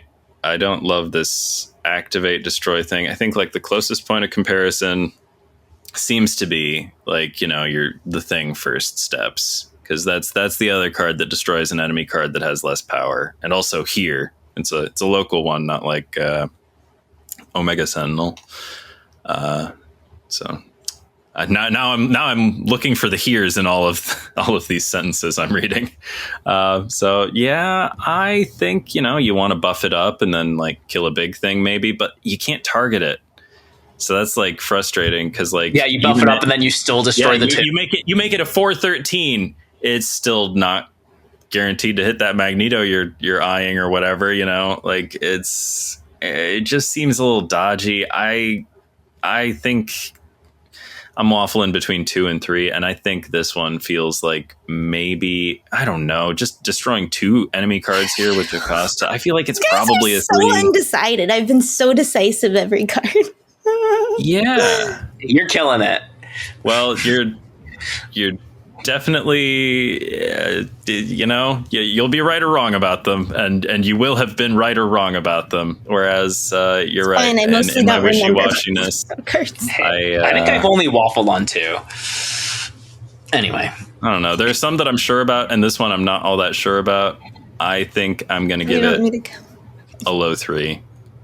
I'm low 2 on this. Like, it's a fine thing to do. It does damage, but she is slow. And, she's a 4/8 when she destroys a 2-power card, which, at like her best, she's destroying a 5-power card. I know you can buff her and all that. 4/11, that's slow. You could just play a 4/10 that is predictable and easy to handle. And I don't know. I don't like her. Just take Omega Sentinel. That's just a better card. Like, yeah. Besides the chance that you buff danger and destroy something bigger. So maybe I'm not even a 2. Maybe I'm a 1 on her. She's just, I don't know why I'm playing this card. No, destroying 2 cards with Jocasta is cool. Yeah, but let's consider like some of these smaller cards are about more than the numbers on them, though. Like if she kills Captain Carter, that's pretty significant, Also, Captain Carter makes it easier to kill Captain Carter by probably taking the cards behind her off of the target list. So I'd rather play Cosmic Ghost Rider, and I hate that card. That's a good point. Yeah, I don't know. This one might be a 2. I really struggle with this one. Brie? Okay, so I also gave it low end of 2. Even if I were playing this in my buff deck, I would just play Shang-Chi. I would just put that power on Shang-Chi and play Shang-Chi knowing what card I was taking out when I was putting it down. This card, I think, will mostly only be played in, like, Jocasta stuff, where you're hoping to, like, ping off some extra, trigger it more than once. Because the problem is you wouldn't even just put this in randomly for, there are powerful low-cost cards, but usually decks that play those are filling their board with lots of low-cost cards, and it gets hard to make sure you're going to hit the right one. So for what it does, a lot of times you're just going to want to play Shang-Chi, or like even Thing First Steps, who at least is getting as a powerful card, right? Even if it doesn't trade. And it's usually pretty easy to fill lane and pull it off unless you let yourself be set up for a counter like Shang-Chi or something like that. So I think it doesn't see a lot of play except for in like the activate the activate decks that we'll see in the vein of the end of turn decks we were seeing with Sue, where it's just like, just put them in there. I think they're going to be every bit as powerful and buck wild. Yeah. Right. When Jocasta comes out, I think that's where it will go, and it won't find a home much else until more ways to reactivate it come along. Okay. The following week, Warlock, another Series 5, 3/3, activate. For each unspent energy, give a card in your hand -1 cost. This is one I could waffle on. I think I would rate it low if I thought it only belonged in She-Not decks, but I think he can replace Sarah. I think turn 5, you full float, and that's big in decks where you're going to dump your hand. So I'm going to go 4. I think this is a huge play if you pull it off. Yeah. 3. I went a high 3. I agree. I think this is really good. I'm really excited because as time has gone on, we've kind of discussed before how skipping energy gets harder and harder to justify as opposed to using that energy to set up combos. Like, it used to be so fun to do the holdover, Moon Girl, She-Hulk kind of stuff. And that can still happen sometimes, but it's a lot harder. And this gives you another tool to make it better to do that. So I love it. I do think it's like it can go in a variety, a bigger variety of decks, maybe not quite as much as Sarah, because you are kind of planning to do it, but along that level where like where you're trying to use it, it can definitely replace like a Sarah type card. Yeah. And honestly, if you are even just looking at it as a 3 cost with Surfer, a lot of times you are kind of, missing some energy on turns 4 to 5, like stuff kind of like that where you could sneak it in and then it's just another body for Surfer. And Surfer is a great example. And I'm talking about doing a full float on 5, which, is an expensive thing to do. Is Sarah 5/5 now? She has 5 power. Sarah, in a Surfer deck, she gets you 3 energy, right? Right. Warlock is giving you 5 energy. Like, depending on where that lands, is that an extra? Is that a randomly extra? A bit in your hand, right? So it depends how it falls out. Yes. Mm-hmm. Is that a little more consistent? Is that enough to play a 4th card? 11. It's not quite enough to play a 4th card. But it does leave you open. Like I said, this is 2 cheaper than Sarah. So, like, if you're playing it alongside a 2 card, then you're maybe fine with the randomization of, like, what's going to be cheaper. I'm thinking of it as redundant with Sarah. You run both of them in the same deck, and you have a backup plan. I think it's also good in other places, probably where Sarah is not. Activate. You could play it early and with Sarah. What was you said a 4? I gave it a 4. We gave it a 3. Place for this. I was going to give it a 3, but as I've thought about it more, as y'all have spoken about it, I think I have to go up to a 4.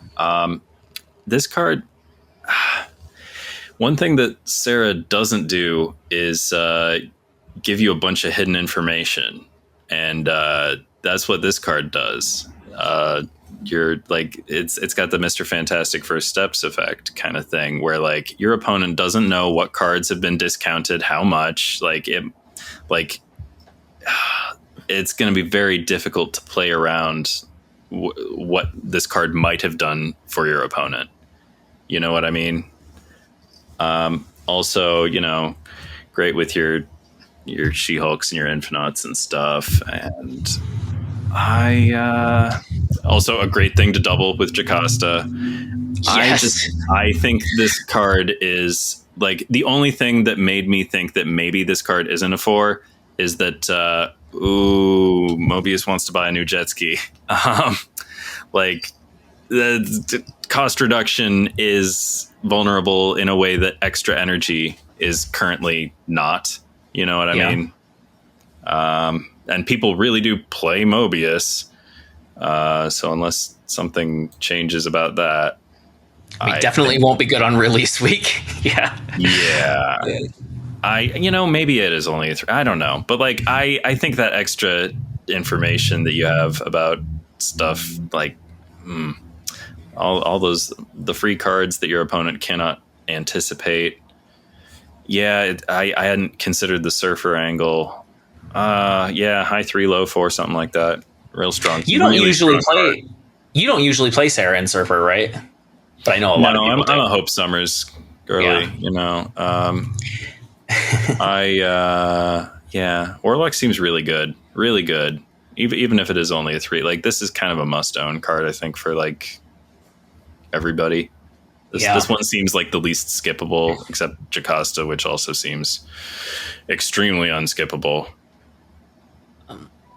Okay, one thing. I know we said She-Hulk, and I was thinking it's a good thing. Like, I'm excited to play She-Hulk and Sunspot again. They're cards that I used to really too many discounts? Yeah, She-Hulk's She-Hulk's ability goes after Warlock's ability, so it's possible that she eats a bunch of them, and then. But Infinite is definitely on the menu with this card. Okay. All right.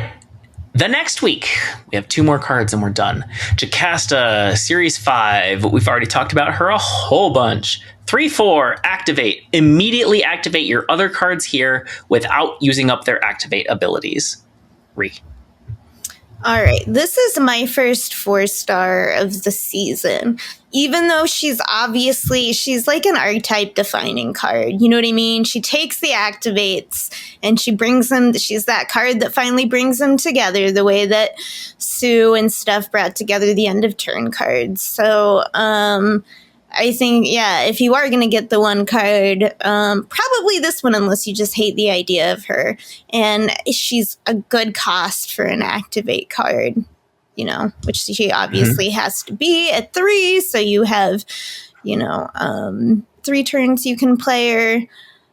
And as we've already discussed, you've heard every single other card, how strong this would be good with Jocasta. So, like, here it is. We have arrived at the Jocasta. I will say, on a personal note, seeing this card always makes me a little bit sad because the only time I've read her in the comics was a pretty sad storyline for her. Like a Tony said, because she's like an Iron Man, and I haven't read that much Iron Man because, believe it or not, I don't relate that hard to a billionaire Nepo baby. Even though I do have a soft spot for Tony Stark, as we all do.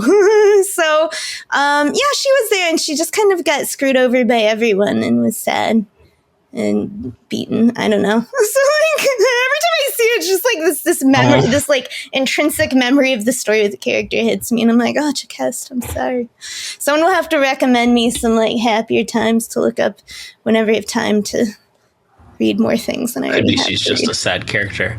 I did read off her old stat line. She's a 3/3, not a 3/4. Ben? Did I say 3/4? No, I said 3/4. Oh, okay. I think she's real strong. I think this one's a 4. I thought Invisible Woman was a 4, and I think this card is like every bit as nuts as Invisible Woman First Steps. In fact, like, this is more like rule breaking than Sue was than Tuzin, you know, like this using up an activate without using up an activate is like, nobody does that.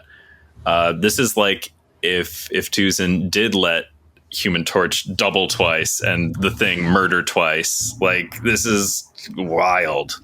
Yeah. This is, I don't like this card at all. I think it's trouble.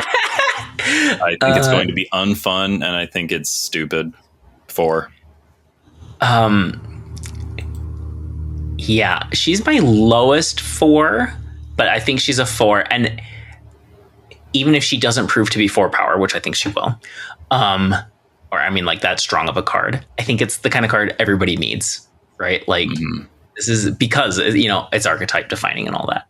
I didn't even bother to look up all of the activate cards. Like, I didn't like go down the list and see all the things that will surely come to haunt my nightmares. But, you know, definitely a card that I will do lots of clips with. Like, she's going to become a staple for me, just like Wong and Odin and like all the doublers. They're always those in the steep energy discounters. They're used in all the cool combos. One of the rules that she breaks that's really important. Immediacy, right? You can play an activate card on turn 6 and use it. That is both good for like, oh, we hate 4-cost activates because they're so slow. It's like, well, now you play it on turn 6. You get rid of that risk. Not entirely, because you have to play Jocasta before turn 6, but you get what I'm saying. But it also breaks the rule that your opponent can see the activate coming.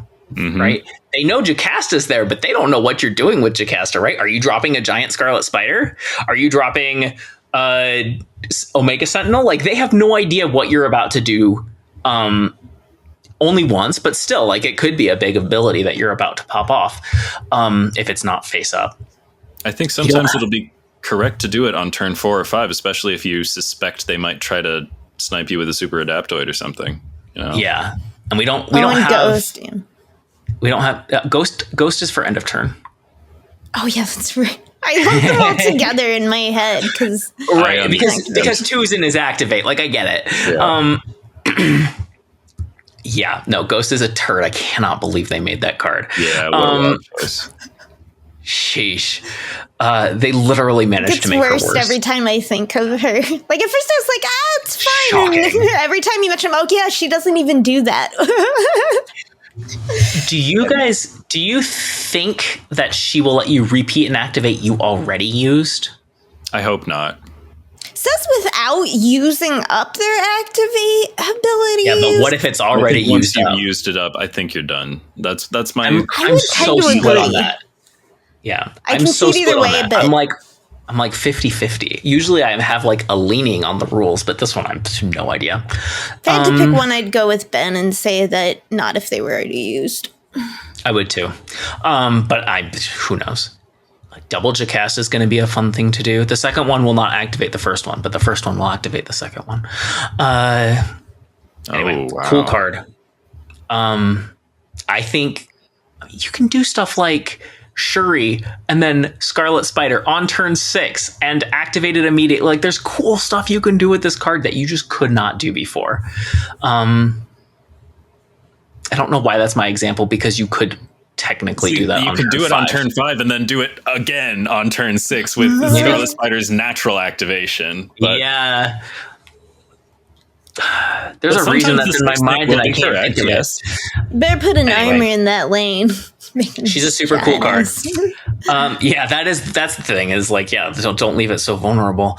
Anyway, very cool card. Might be too cool, in the but like Storm comic, they just had armor lose. It was like a real side note. Lose a battle to Big Bertha. I thought that was unfair. I thought armor would have won. Did you guys have an opinion on this?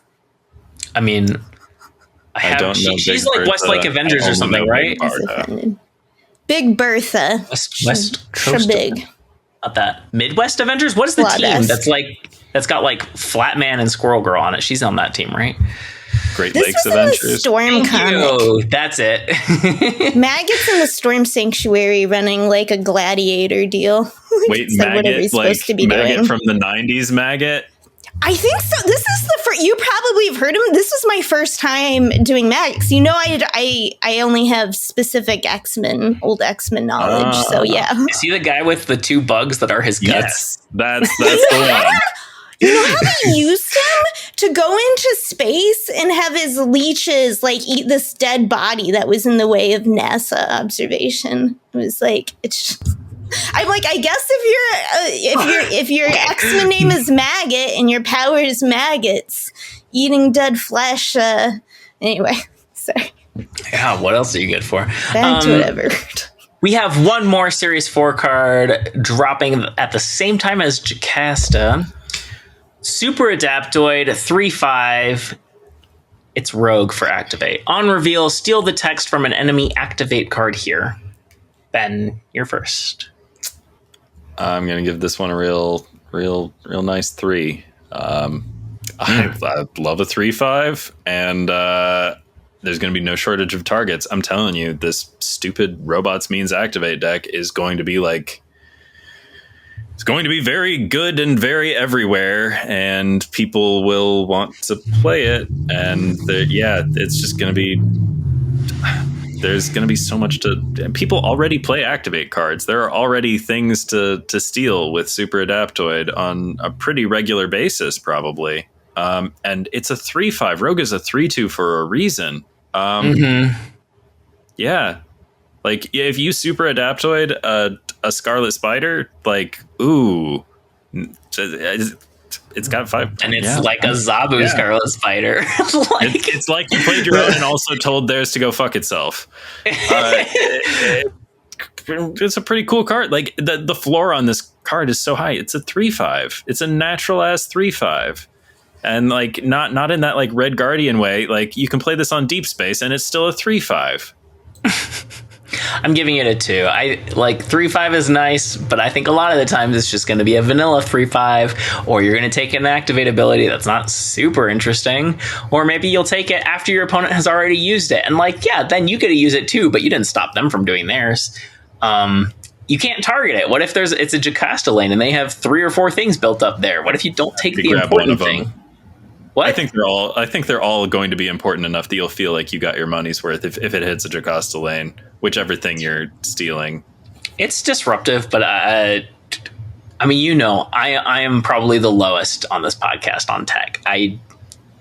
Especially targeted tech. This is not a generic one, and I know Activate is becoming increasingly generic, but it still isn't. And I think there's lots of Activate abilities that you don't care about. What's stealing Black Swan? I mean, I guess that one you care about because you messed up your opponent's plans. Playing Black Swan, first of all. Okay. Or Hellcow. Yeah, that's the same argument. Yeah. I see more Black Swans than I see Hellcows. Rhi? Okay, I also gave it a 2. I think Ben is a little hot because I see this as a more narrow Red Guardian, which is power reflex. That he's like, because Red Guardian is pretty much always useful. I think a lot of times the activate ability, it'll be one-sided. You're hurting them, but a lot of times what you're stealing is not going to help you that much because you didn't build a deck around that activate card the way they have. And then, I tend to avoid activate cards. That's like a bounty that you think when I pick up, I'm like, I have to play an activate. Which I don't run a lot of activates in my deck. So I don't think this will be, I think it'll be way more useful than Ghost, but way less useful than like a Red Guardian. So 2 stars. Okay. We'll wrap this up with just a couple questions. One of them is new. It's from listener Iron Cloak. They asked us to guess what existing card will benefit the most or will gain the most play rate this season because of the new cards. I'll go first so you two have a chance to think about it. I don't know if this is the real answer. Like, I think, it's clear Bastion and Victoria Hand are good friends, but Victoria Hand already has a high play rate. So I'm going to go for something that is less popular right now. And I'm going to say Warlock is a very good friend to Hitmonkey, who I don't see hardly ever anymore. But I think that is a super playable deck. And Hitmonkeys, I've been playing, Hitmonkey Clip deck lately. They get very big if you do it right. And it doesn't have to be Moon Girl Mysterio shenanigans. You can make very big Hitmonkeys that, like 15 power ones are still a threat. I don't know if 15 is a real number you can make with him, and I'm not going to figure it out right now. Anyway, I'm putting my money on Hitmonkey. Either of you ready to go? I'm going general, and I think rather than a specific card. And for me, what this made me think of is bringing back move for players who are not usual move players, the way Batrock the Leaper, got me in, made me want to play move, do werewolf stuff. It's really fun. Move is really fun in the right ways for me, and for me, Viv and Sparky make me want to, have that kind of Batrock feeling where it's like, it's just kind of fun. I want to have fun with it. So I think it'll have more players who aren't usual movers, trying stuff out. Okay, I need you to pick a card so that at the end of the season we can see who was okay. Right. But if you want to think about it, Torch then, because just as the regular Human Torch is a move card, obviously, just great with these. Yeah, we'll definitely see plenty of that. I am going to go with Red Guardian. We were just talking about Red Guardian, and I said last week that 3/4 Red Guardian is still perfectly fine, and 3/5s are very exciting, and that's very good. That's the right number for 3 costs. I like 3/5s. I like 4/7s. 4 8s, 4 9s. Those are good too. But anywho, 3/4 Red Guardian. It's just gonna have more to do. There's gonna be more stuff that you want a Red Guardian, because all these activate cards are, they are indeed vulnerable to Red Guardian, and it's fun to steal things with Super Adaptoid. But it's true that very often the main point is just to make sure your opponent can't do the thing they want to do. So Red Guardian, stonks going to the moon. We'll see who wins in like 6 weeks or whatever. Human Torch, we're obviously going to see like a ton of. That's the one that we're going to see it where we have not been seeing it. Like non-move players are going to come in and like start playing. Yeah, we'll see. Okay, and then my usual question. First, what card are you most excited for out of the new ones coming? Okay, so this is such a loaded question. My favorite thing in the season is when the card that I'm excited to mess around with is a card I know other people don't think will be that great or aren't that isn't a big, like RSM or something where everyone's getting it, because then I can maybe have fun with it when it comes out. Because I want to say Jocasta, but that won't be fun. We'll just be playing Bears. I'll hate it. I want to say Warlock, but everyone's going to get that card. Warlock's too good, right, for a lot of people to sit on. The same thing, and then Viv would be my third. I won't even probably get Sparky unless I luck out on a roll. So I'm gonna land this time on Moira X, because I think she's probably the one that I can have fun with, and maybe everyone won't get her, or we'll be done with her fast enough I can have some fun with her. Ben? I'm also most excited for Moira X. I didn't rate her super high, but I think she's the most interesting and the one that I'm least likely to get, annoyed with. I think this is a pretty powerful season overall. That's my reading of it. Surprised you're not more excited about Sparky, but I don't like cards that are. Yeah. Ben, I don't think it's a good design. I think it's move. It's classic Vulture. Give us more better things to move. Yeah. That's like make Spider-Man 2099 good. Set Vulture right. That's what we need. We don't need more ridiculous move enablers. The move enablers we already have are good and interesting. How about we allow 2/4 Doctor Strange to matter? Maybe we let people play him. I don't know, guy. No, Ben, you actually, I hadn't thought about that. I was ready to poo-poo, and you're right. I think you're totally right. We have Ghost Spider, we have Iron, we have all these movers, and I would just like to say I support and agree with your call for more interesting things to move.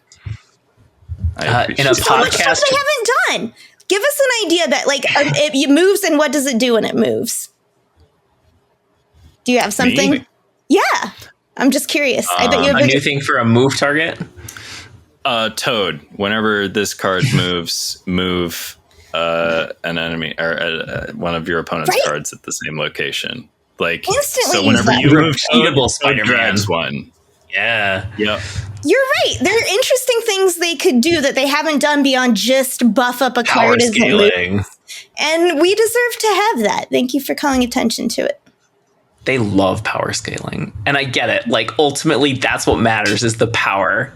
But, oh man, let's do it in some cooler ways.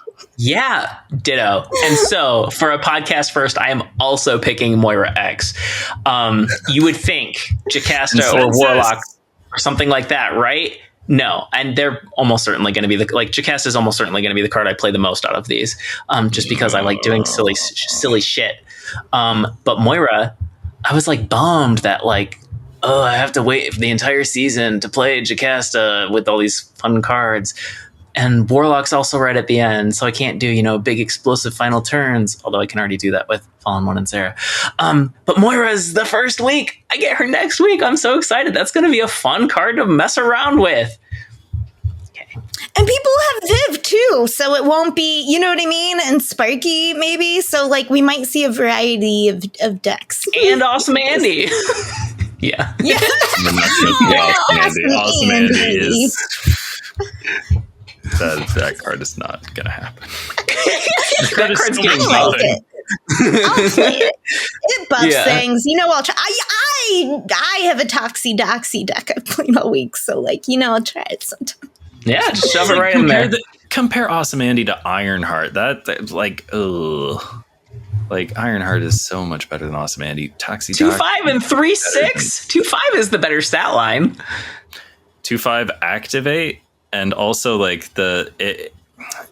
Awesome Andy's 1 point of power on himself is not good. You're hoping to hit something important, right? So Ironheart is just doing more. Yeah, we like that. She's a 0. Awesome Andy is not doing more than any other card ever. Maybe Awesome they're friends though with Ravona. Maybe they're both. Maybe there's a buff Ravona. Ravona is an example of a deck where you would rather buff them after they're on the board. Yeah. I want to do it. True. And you know what you could do? You could curve in real nice. You play Ravona on 2. You don't even need to have played anything on 1. And then on 3, you play Awesome Andy and then Ironheart in another lane. And she has her 2 targets. And then Awesome Andy will have his 2 targets. Aww. And that's synergy. And it's not going to count for shit because this card is garbage. Oh my God. Yeah. You're making Ree like it more? No, I'm trying. Okay, I won't lie. When you said that synergy, it made me think, what's that Tenacious D line where he's like, that's something, Kyle, and I've escaped the... Okay, I thought you would know right offhand. Don't know. I'm sorry. They're not my comedy music duo, It's mostly just one song. Okay, anyway, moving on because I'm not going to remember it right now. All right, now we're going to talk about this week's OTA. It's a pretty eventful one. We've hinted at a few of the changes already, but we'll just go through them real quick and say what we think about them. From the Mercury, Cannonball, Negasonic, Gladiator, Fenris Wolf package, 2 of them have been hit. Fenris Wolf, big hit, 2/3 to 3/4. And Cannonball 5/8 to 5/6. Thoughts about either of those? Fenris Wolf is a surfer card now, I guess. True. Friends with Gladiator, also sometimes a surfer card. Killmonger. Yeah. I like it that it's Negasonic. not so free. Fenris Wolf. I want Fenris Wolf to be something you're more deck building around, and it's just easy to Shang or Cannonball. It feels like it's when you see that Fenris Wolf down now, you're like, man, they're gonna, and the Mercury comes down, and you're like, they're getting my highest whatever. It's such a big swing. Yep. Yeah. I think it's right to make Fenris Wolf cost more.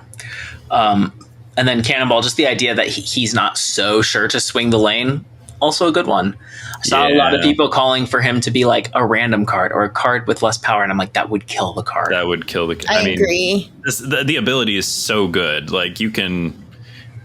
I'm still I was playing 5/7 Cannonball. 5/6 Cannonball is not that different from 5/7 Cannonball. And I think the card's not dead, although, I miss good stats.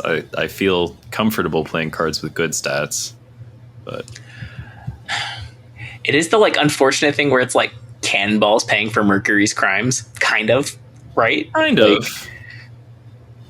He was still strong before Mercury, but mostly only used in Clog after they changed Professor X. I like Cannonball for screen things. Better than That's I true. like Arrow for screen. You don't even need Mercury for that. I've always thought it was interesting how Arrow has those fantastic stats, but Cannonball just does a better thing. Mm-hmm.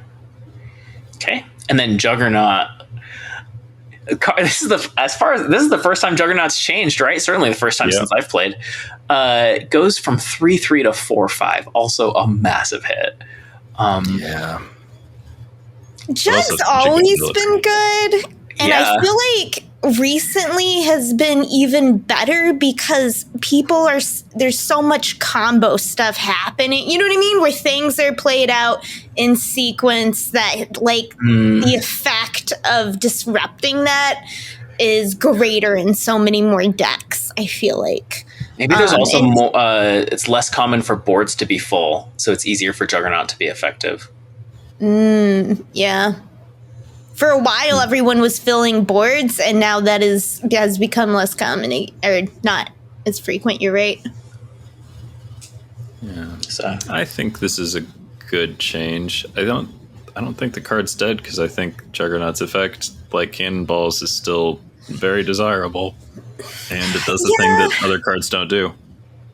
I don't wonder if he couldn't get one more, a 4/6 though. I feel like he could be that's what I'm saying. He's a 4/5, and I feel like he could be a 4/6. Yeah, putting more power on Jug means it's easier for him to swing a lane, right? Like that's what you're trying to do with him. It's now easier for him to solo swing a lane. Yeah, I think he's still totally playable. Labu, Yeah. Even without Labu, I think he's worth 4. The effect is worth like a lot. But yeah, I kind of can't believe it took this long. But also, like, I'm sad. He's been one of my favorite cards since I started playing. He was just underplayed for a long time. Yeah. Mm-hmm. All right, Fantasticar goes from 4/7 to 4/5. Now that everybody can get it. Now that everyone bought it, is what the more cynical people would say. They sold all the Fantasticars. Good job. And I'll call it out. Fantasticar was better than I thought it would be, it seems like. Obviously it's getting a nerf. Complemented a deck that was strong anyway. Yeah. Yeah. I think this is fine. True. I'm actually not in favor of them keeping broken things broken just because somebody paid for them. I just don't think they should release things too strong with the knowledge that they will then do that. Like, they should just try to get closer to the right number the first time. I agree, but I also, they are always going to miss both high and low. That's inevitable.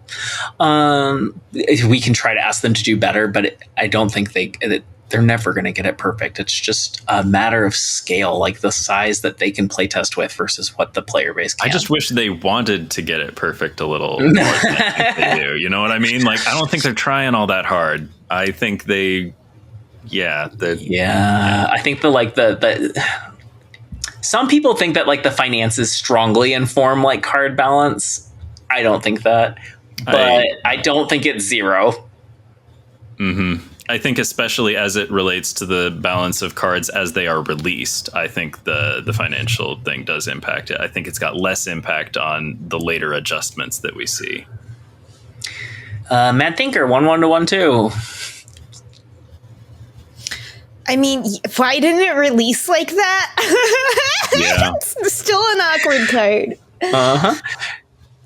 Enough said. Nightmare, a big change. -1 to +1. That's a 2 buff, which is a lot on a 3 cost. Yeah. It is. And the mental part of it, the part that just feels better because you're on the positive side instead of on the negative side. That's the real peace of mind. Yeah, we've talked about that several times.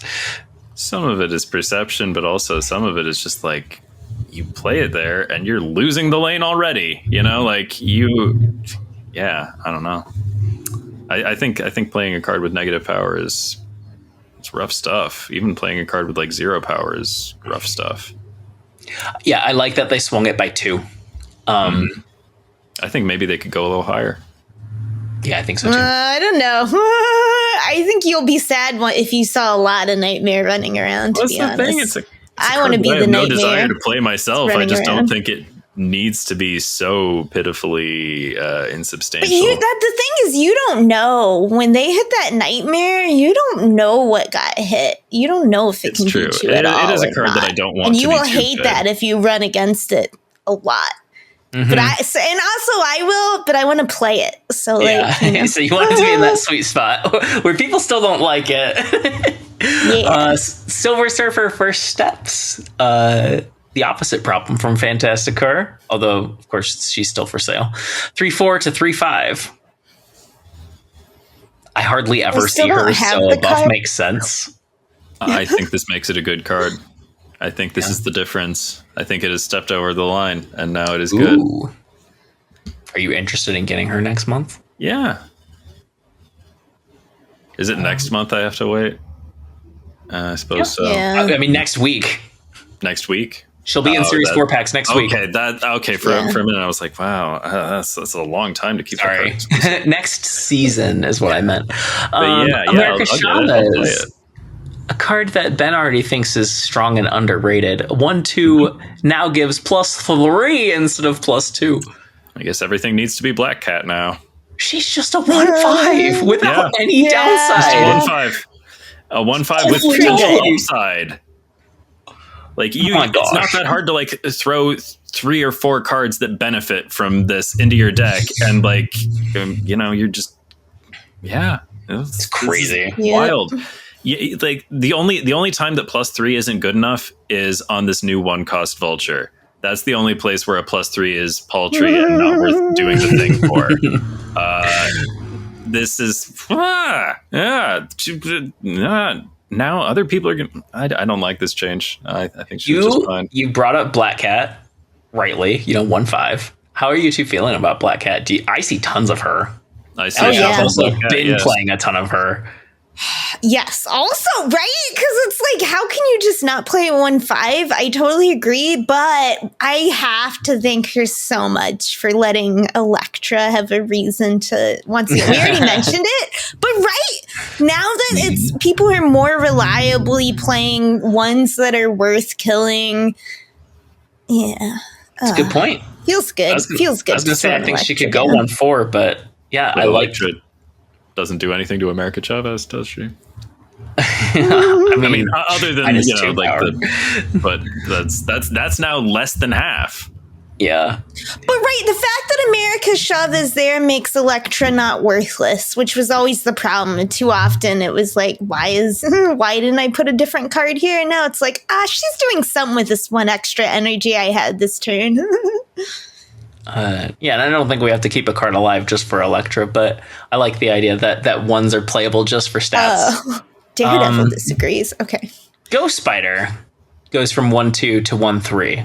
Also, I think crosses the line into being just a generically good 1-cost card. Like, you can put this in decks that are not move decks. Okay, do you know that gif of Jessica Walters from Arrested Development where she's like, good for her? That's how I feel about this. You're not going to play it? Ben could do a way better impression of Jessica Walters than I ever could. I almost guarantee it. I don't know. All right, surprise us with one randomly sometime. My son, the juice!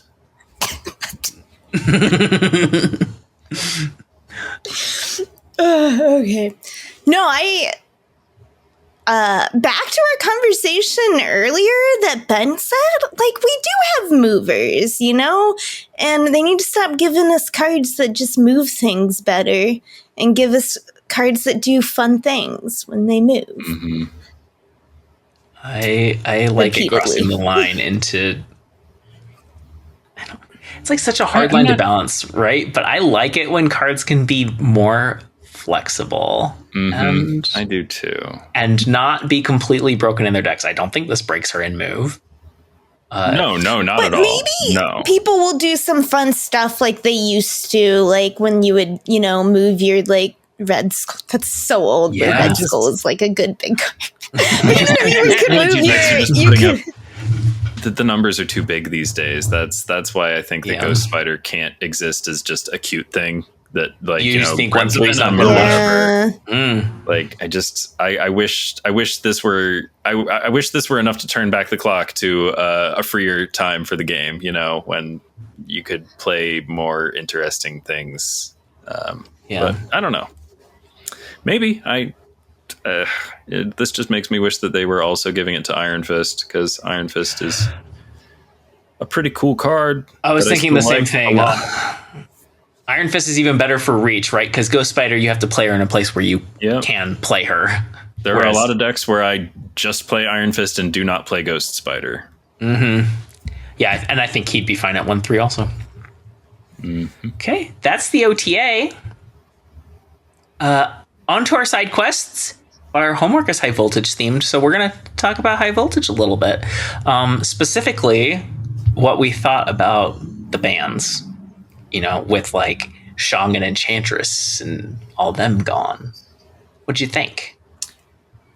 I did notice by the end of High Voltage, of which I was playing, like I said, I quit playing as soon as I got Airwalker, but I did do all of those bounties in there. I was placing a decent bit. Towards the end, what tech people had, they were clinging to. I was playing against Stardust every single game, which, Really? to counter all the Zolas. All the Zolas?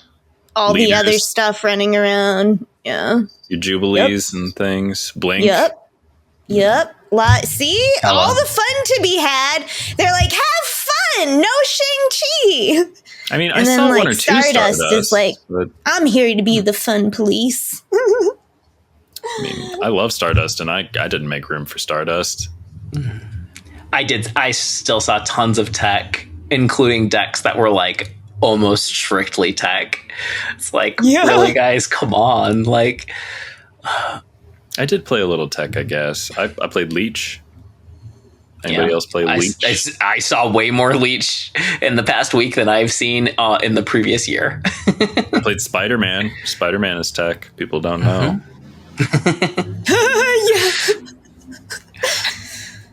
Yeah. I liked it. I saw a lot of people being critical that, like, oh, now Tribunal's running everywhere because, there's no Enchantress, or like, I mean, you can do still stuff Panther to Zola it. everywhere, but like, Yeah, yeah, there are ways to answer Spider-Man those. solves that problem. I liked the Shang free experiment. It encouraged me to play cards I don't often play.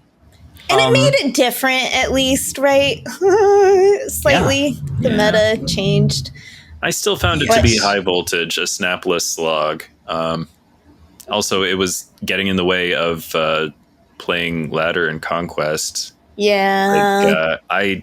I actually enjoy Marvel Snap. That's a don't tell anybody. But I like playing Marvel Snap, and I hate that when they hide the new cards in the mode, then you have to play the mode and you can't play normal Snap because, like, I'm not going to spend twice as many hours a day playing Marvel Snap just to, like, this means that I don't get to play Ladder. It means I don't get to play Conquest.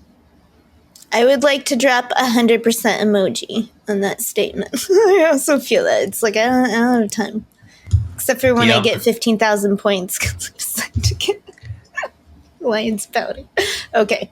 It seems like we're going to see new bands every single time, which I agree is nice. It's something that adds freshness to it. I'm also a big fan that Airwalker was available with 2/3 of the missions. I hope that's something that's here to stay and not just like we're going in a cycle and we're going to have another Kid Omega in a month or two. Please. Yeah. I hope that they've like heard the feedback. Like, please, I'm an adult playing your game. Respect my time. Even with the only needing 2/3, I still wish they rolled over and stuff. It was I didn't have to. I thought I might have. I wasn't sure how much time I was going to have to play all the High Voltage and collect all the things. So I did purchase 3 mission refreshes on days when I did have time to be playing some High Voltage. Also, some of the first few days, I wanted to play Marvel Snap, a game that I love to play so badly that, like, sometimes for a couple sessions I was playing some Marvel Snap that I knew I shouldn't have been playing because I should have been playing High Voltage, but I just wanted to play the fun card game that I love. So, like, that's part of why I had to spend money on the refreshes and stuff. I did try to have fun with it this time because that was what the secret homework was, and I am excited to talk about some of the fun that I did have with it, but, like, it just sucks that they kick you out of the game to do this. I don't know. I think that's a really good argument for making it even less demanding on your time. Like, I'm fine with having little events that come in and spice things up, but, like, it is dull that it makes it that's how I play Snap for this next week. You know what it reminds me a little bit of is when I used to play Hearthstone.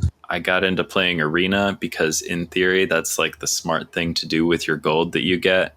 You buy an Arena ticket for 150 gold, and then, like, you'll definitely get at least one pack at the end, but also, like, maybe some more stuff if you do well. Like, the plan is to, like, maybe get your win average up to, like, 6.5. So you win 6.5 games for every 3 games that you lose, and then you get kicked out and stuff. But, like, if eventually I just realized that I liked playing Arena better than regular Hearthstone, so I sort of became an Arena main person. But like, yeah, I don't know. I lost my train of thought, but I just don't feel that way about High Voltage. I have to play High Voltage to get the card to play regular Snap with. That's how I got there. I was like, how was this connected again? Yes, it was because like this is the way to get the cards in the most efficient way is by grinding it out in High Voltage. It's just not as enjoyable as a fun limited mode. Okay, let's transition into the secret homework, which, as stated, was make High Voltage fun. I have said before, I've had some fun trying to optimize the missions because that's how High Voltage works. Like over 90% of your volts, well over 90% of your volts are coming from missions, not from grinding out games, which means winning doesn't matter unless you have a mission asking you to win. I didn't get that one a single time, but I saw other people getting it, the win 3 locations, which I think that mission is just contrary to High Voltage and should go away forever. The one I got that I hated was spend 100 energy, because the way that I made High Voltage fun was trying to optimize my decks to knock out the missions as fast as possible. And I found it possible almost every single time to get all 3 of them done in 3 games or less. That was fun. That was like a little mini challenge. Like, can I play 9 6-cost cards in 3 games? Yeah, I can. You know, it's get Mr. Negative up in here and She-Hulk and Sasquatch and Mockingbird, and you know, it's doable. But the 100 energy, you just can't. Like there's a little bit you can do to optimize that, right? Like you can play Psylocke and Wiccan, but like there's really not a lot you can do to spend energy faster. That was the main thing. The other thing I did to make it fun, because I can't convince my brain to try to win High Voltage when winning doesn't fucking matter. But like the extra twist I put on it was try to win all 3 lanes. Play like it does, and it's annoying. It drives me crazy. But maybe because that makes the game more fun when you win. I don't know. Yeah. It does. Fair enough. But I like doing silly things. We're playing High Voltage. It's a quick game. Like, let's do fun stuff. It's High Voltage. Silly things will happen. Like, yeah. I kind of think you don't have to chase them too hard. That's true. In fact, I found that a few too many silly things were happening in my game, so I cut Cersei from my deck. That's the thing. Originally, I had her in there. I didn't like when all 3 of my missions were the same thing. Like, technically that's more efficient, right? Like, if all 3 of my missions are play 6-cost cards, I had it once or twice. I'm like, okay, cool. So I just beat the 3rd mission and I'll definitely get the other 2 done. But like, then it wasn't the unique challenge of like, oh, how do I play lots of 5 costs and also discard a bunch of cards? Like, how do I do both of those things? I don't know, like something about High Voltage being so stakeless makes it fun and easy to just build quick decks that don't need to be good, that they just need to do their thing. So I managed to have some fun with it, but I still just it remains my least favorite mode. Ben. I thought that a fun thing to do would be to build a deck that, you know, had interesting cards that also probably would win some games. And I played some of my favorite cards, some cards that I don't get to play all the time, and some cards that I do play all the time. I'll tell you what I played. I played Surge. Yes, I played Surge in High Voltage. I'm telling you, it's not a bad thing to do. I know it seems like that can't possibly be good, right? Because you can literally only like Surge 2 cards in the game, but surging cards is really good. It's good to make the Tetris pieces fit together and stuff, you know. In fact, it's like cheating at Tetris. It's like making a block that's only 3, and you know, Tetramino 4. But anywho, Surge, Grandmaster, Spider-Man, Red Guardian, Jubilee, Leech, Cosmic Ghost Rider, Blink, Cannonball, Leader, Magneto, Giganto. Yeah, it's a real fun time. I had some other cards in there. I swapped a thing or 2 out here or there. You know, I think maybe I originally had like 2 6s And, I changed a few things for missions. I only added Cosmic Ghost Rider at the very end. I'm not exactly sure what the previous version of it. But yeah, I tried to have fun. I took a lot of fun screenshots of fun things happening. Wild, wacky stuff, Grandmaster was a lot of fun because there are a bunch of fun Grandmaster targets. Jubilee, Blink, those are fun Grandmaster targets. Cosmic Ghost Rider, fun Grandmaster target. Sometimes it was just a simple little Red Guardian I was Grandmastering. Leader, great to Grandmaster. If you can set it up so that that no matter where they're playing, whatever the thing is, you can do like a double leader and you just get 2 of whatever their big thing was. And that's pretty cool. Blink's a fun card. 5/8's a pretty cool stat line for something that is guaranteed to like get ridiculous value, just from the ability. And yeah, I really enjoyed starting things off with a Leech. Leech is a really fun turn 1 play if that's available to you. It kind of kicked ass. I felt like I was winning more than I was losing with this deck. And it does disruptive things. Cannonball's cool. Spider-Man's cool. Red Guardian's cool. Leech is cool. Cosmic Ghost Rider's cool. Yeah, I guess maybe I was being a little sandcastle kicker. I don't know. But I had the most fun I've ever had doing high voltage stuff. And it was a fun deck. Fun times in that sort of not quite as good as real Snap way. I do miss the snapping. Yeah, when you're like, ooh, I'm doing so well. And then you're like, oh, wait, no. Yep, exactly. I was like,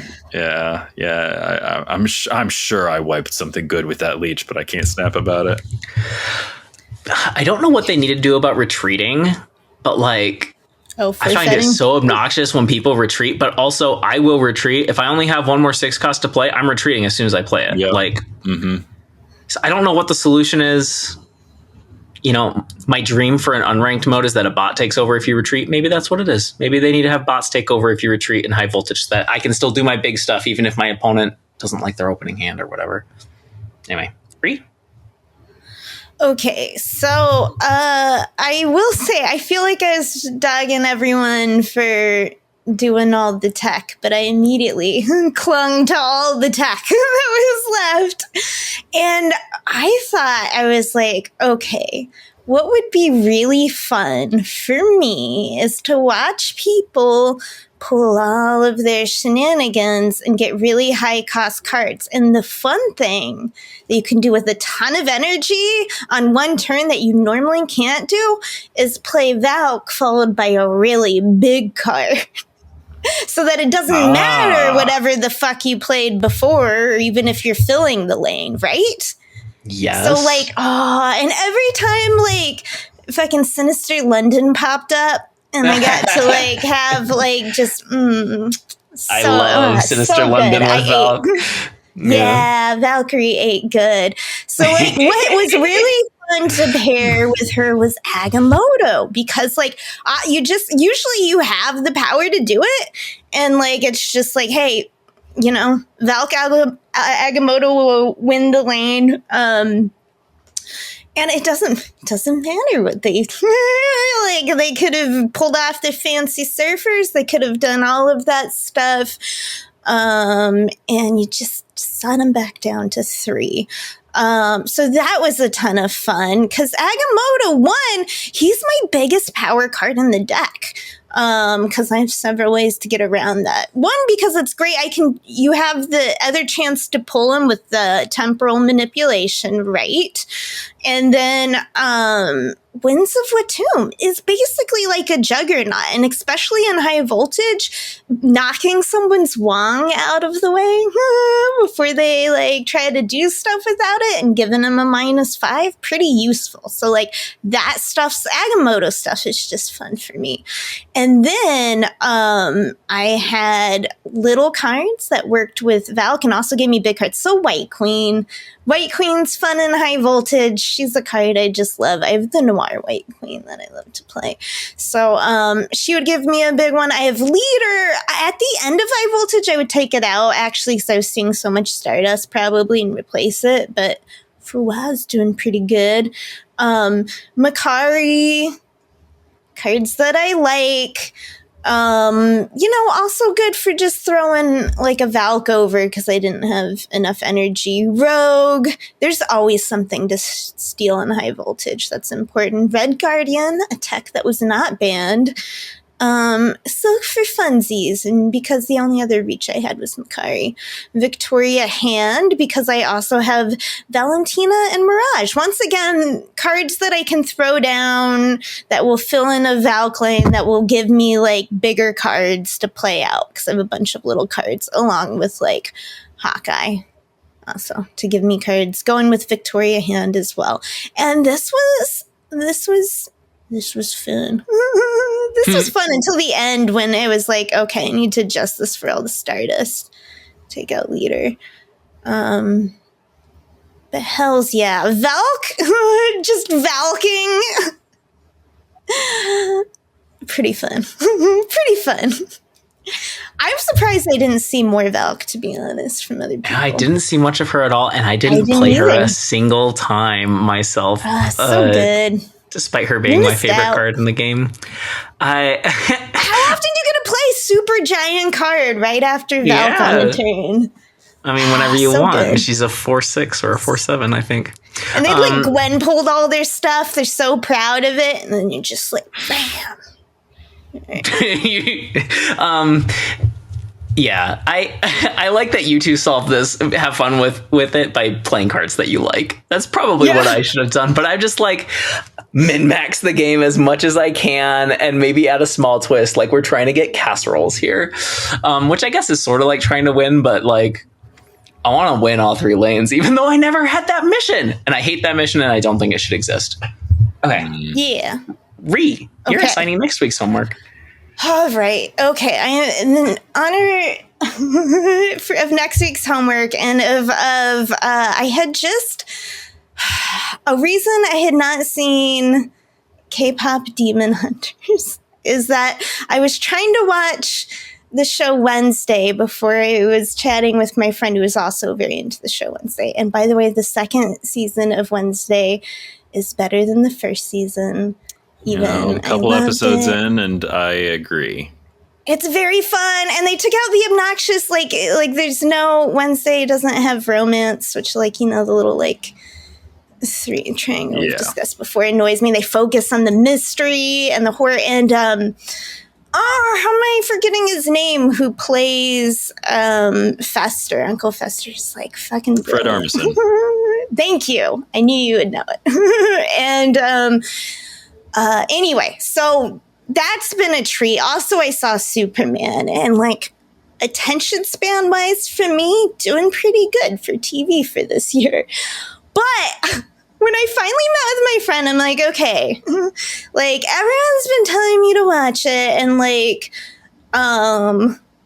hairstylist asked me if I'd seen it last week. And then she's like, oh, you haven't seen? Because, I'm way more obsessed with that than with Wednesday. And I'm just like, fuck it. So I will succumb to the global phenomenon that is K-pop Demon Hunters. Next turn, I will finally make the extra credit the main thing so we can all talk about it. Watch K-pop Demon Hunters. You guys have both already seen it. Lauren, a million times. So I am assigning you separate homework because... Oh, I must quickly interject. I finally did do the extra credit and rewatch it. I watched it last night. Still slaps. Still tons of fun. Okay. And I heard Soda Pop in Walmart. So it truly is. This is monoculture. I have heard Soda Pop. It's so to be wild. honest. Yeah. Okay, I know. It's I see it everywhere. I've seen the people being, this is the end of all cinema because there's a freeze frame of the character's face about to eat a sushi. And then I've seen people mocking the people who picked a freeze frame from a cartoon movie and are upset about it for some reason. People who are scared of it or think it's only for children or No, I realized I was disappointed to learn that my parents had attempted to watch it and tapped out halfway through, and I was like, oh wow, what the fuck is wrong with you? Oh, it's tough. It's tough. I down from Ben's parents. I kept my disappointment to myself, but honestly, if you're not charmed halfway through, you can also turn it off if you want to be lame. Like no, I'm sure I will like it, and then finally, okay. So, but since you've already seen it, and you must also watch something, and I was like, okay, let's do something musical in nature because that's the thing I know about K-pop demon hunters, and something that's short enough. And something that I've already seen. So, and you both have Netflix, correct? That is correct. All right. Your assignment then is to watch the Netflix animated series. I believe it's like way under a movie length because it's just several songs. It's called We the People, and it's basically like a new Schoolhouse Rock that was in the brief window we had where things like this could get made because they like Netflix did a deal with like Obama and they're like, let's make a new Schoolhouse Rock. You know what I mean? We're all fucking high on Hamilton optimism and stuff. Right, yeah, this was before the 2025s where hope died, where we need Leia. Yeah. Okay, anyway, so like, yeah, so it's really fun and it's musical and it's easy to watch and I like it and I have to watch it. And I'll watch K-pop Demon Hunters. That is our secret homework. Oh, I feel like I want to do like a ritual cult-like thing. We should say a weird thing. Oh, like in home movies where at the end of every movie they're like, and now we pay the price. We should like just start doing a bit where we okay, sorry. We'll have to no bits. We'll move on. All bits. Oops, if you haven't already, like and subscribe, rate and review on iTunes or Spotify. Leave a comment on YouTube or Spotify. We read them. We respond to them. We love them. They give us energy. Or if you want to hang out with us more in more real time, you can come hang out in our Discord, the Speakeasy. It's actually just a few channels in the Snap Judgments League Discord because we're proudly part of the Snap Judgments Network. You can get the instructions in the show notes or video description. Anyway, listen to other great shows like Snap Decisions by Joe on Mondays with guests. And I don't know what we're talking about next week. There's not like a patch or OTA or anything. So if you want to hear our thoughts about Moira X, all three of our most excited card this season... That's a good English sentence. Tune in next week. Same Snap time, same Snap channel. Oh, bravo, Lauren. The word was telekinesis.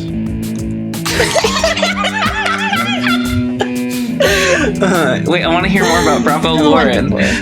Oh, okay. I was thinking recently, it's like we get to the end of these and wasabi. Okay, and me and Ben are both like, we are a little tired. And you have to like pull out the energetic like, and the outro line, you know? And you do it every time. And, you know, you should get full props. Yeah. And yes, Wonder Boy is like my like favorite and one of the only Tenacious D songs I know, and I love it.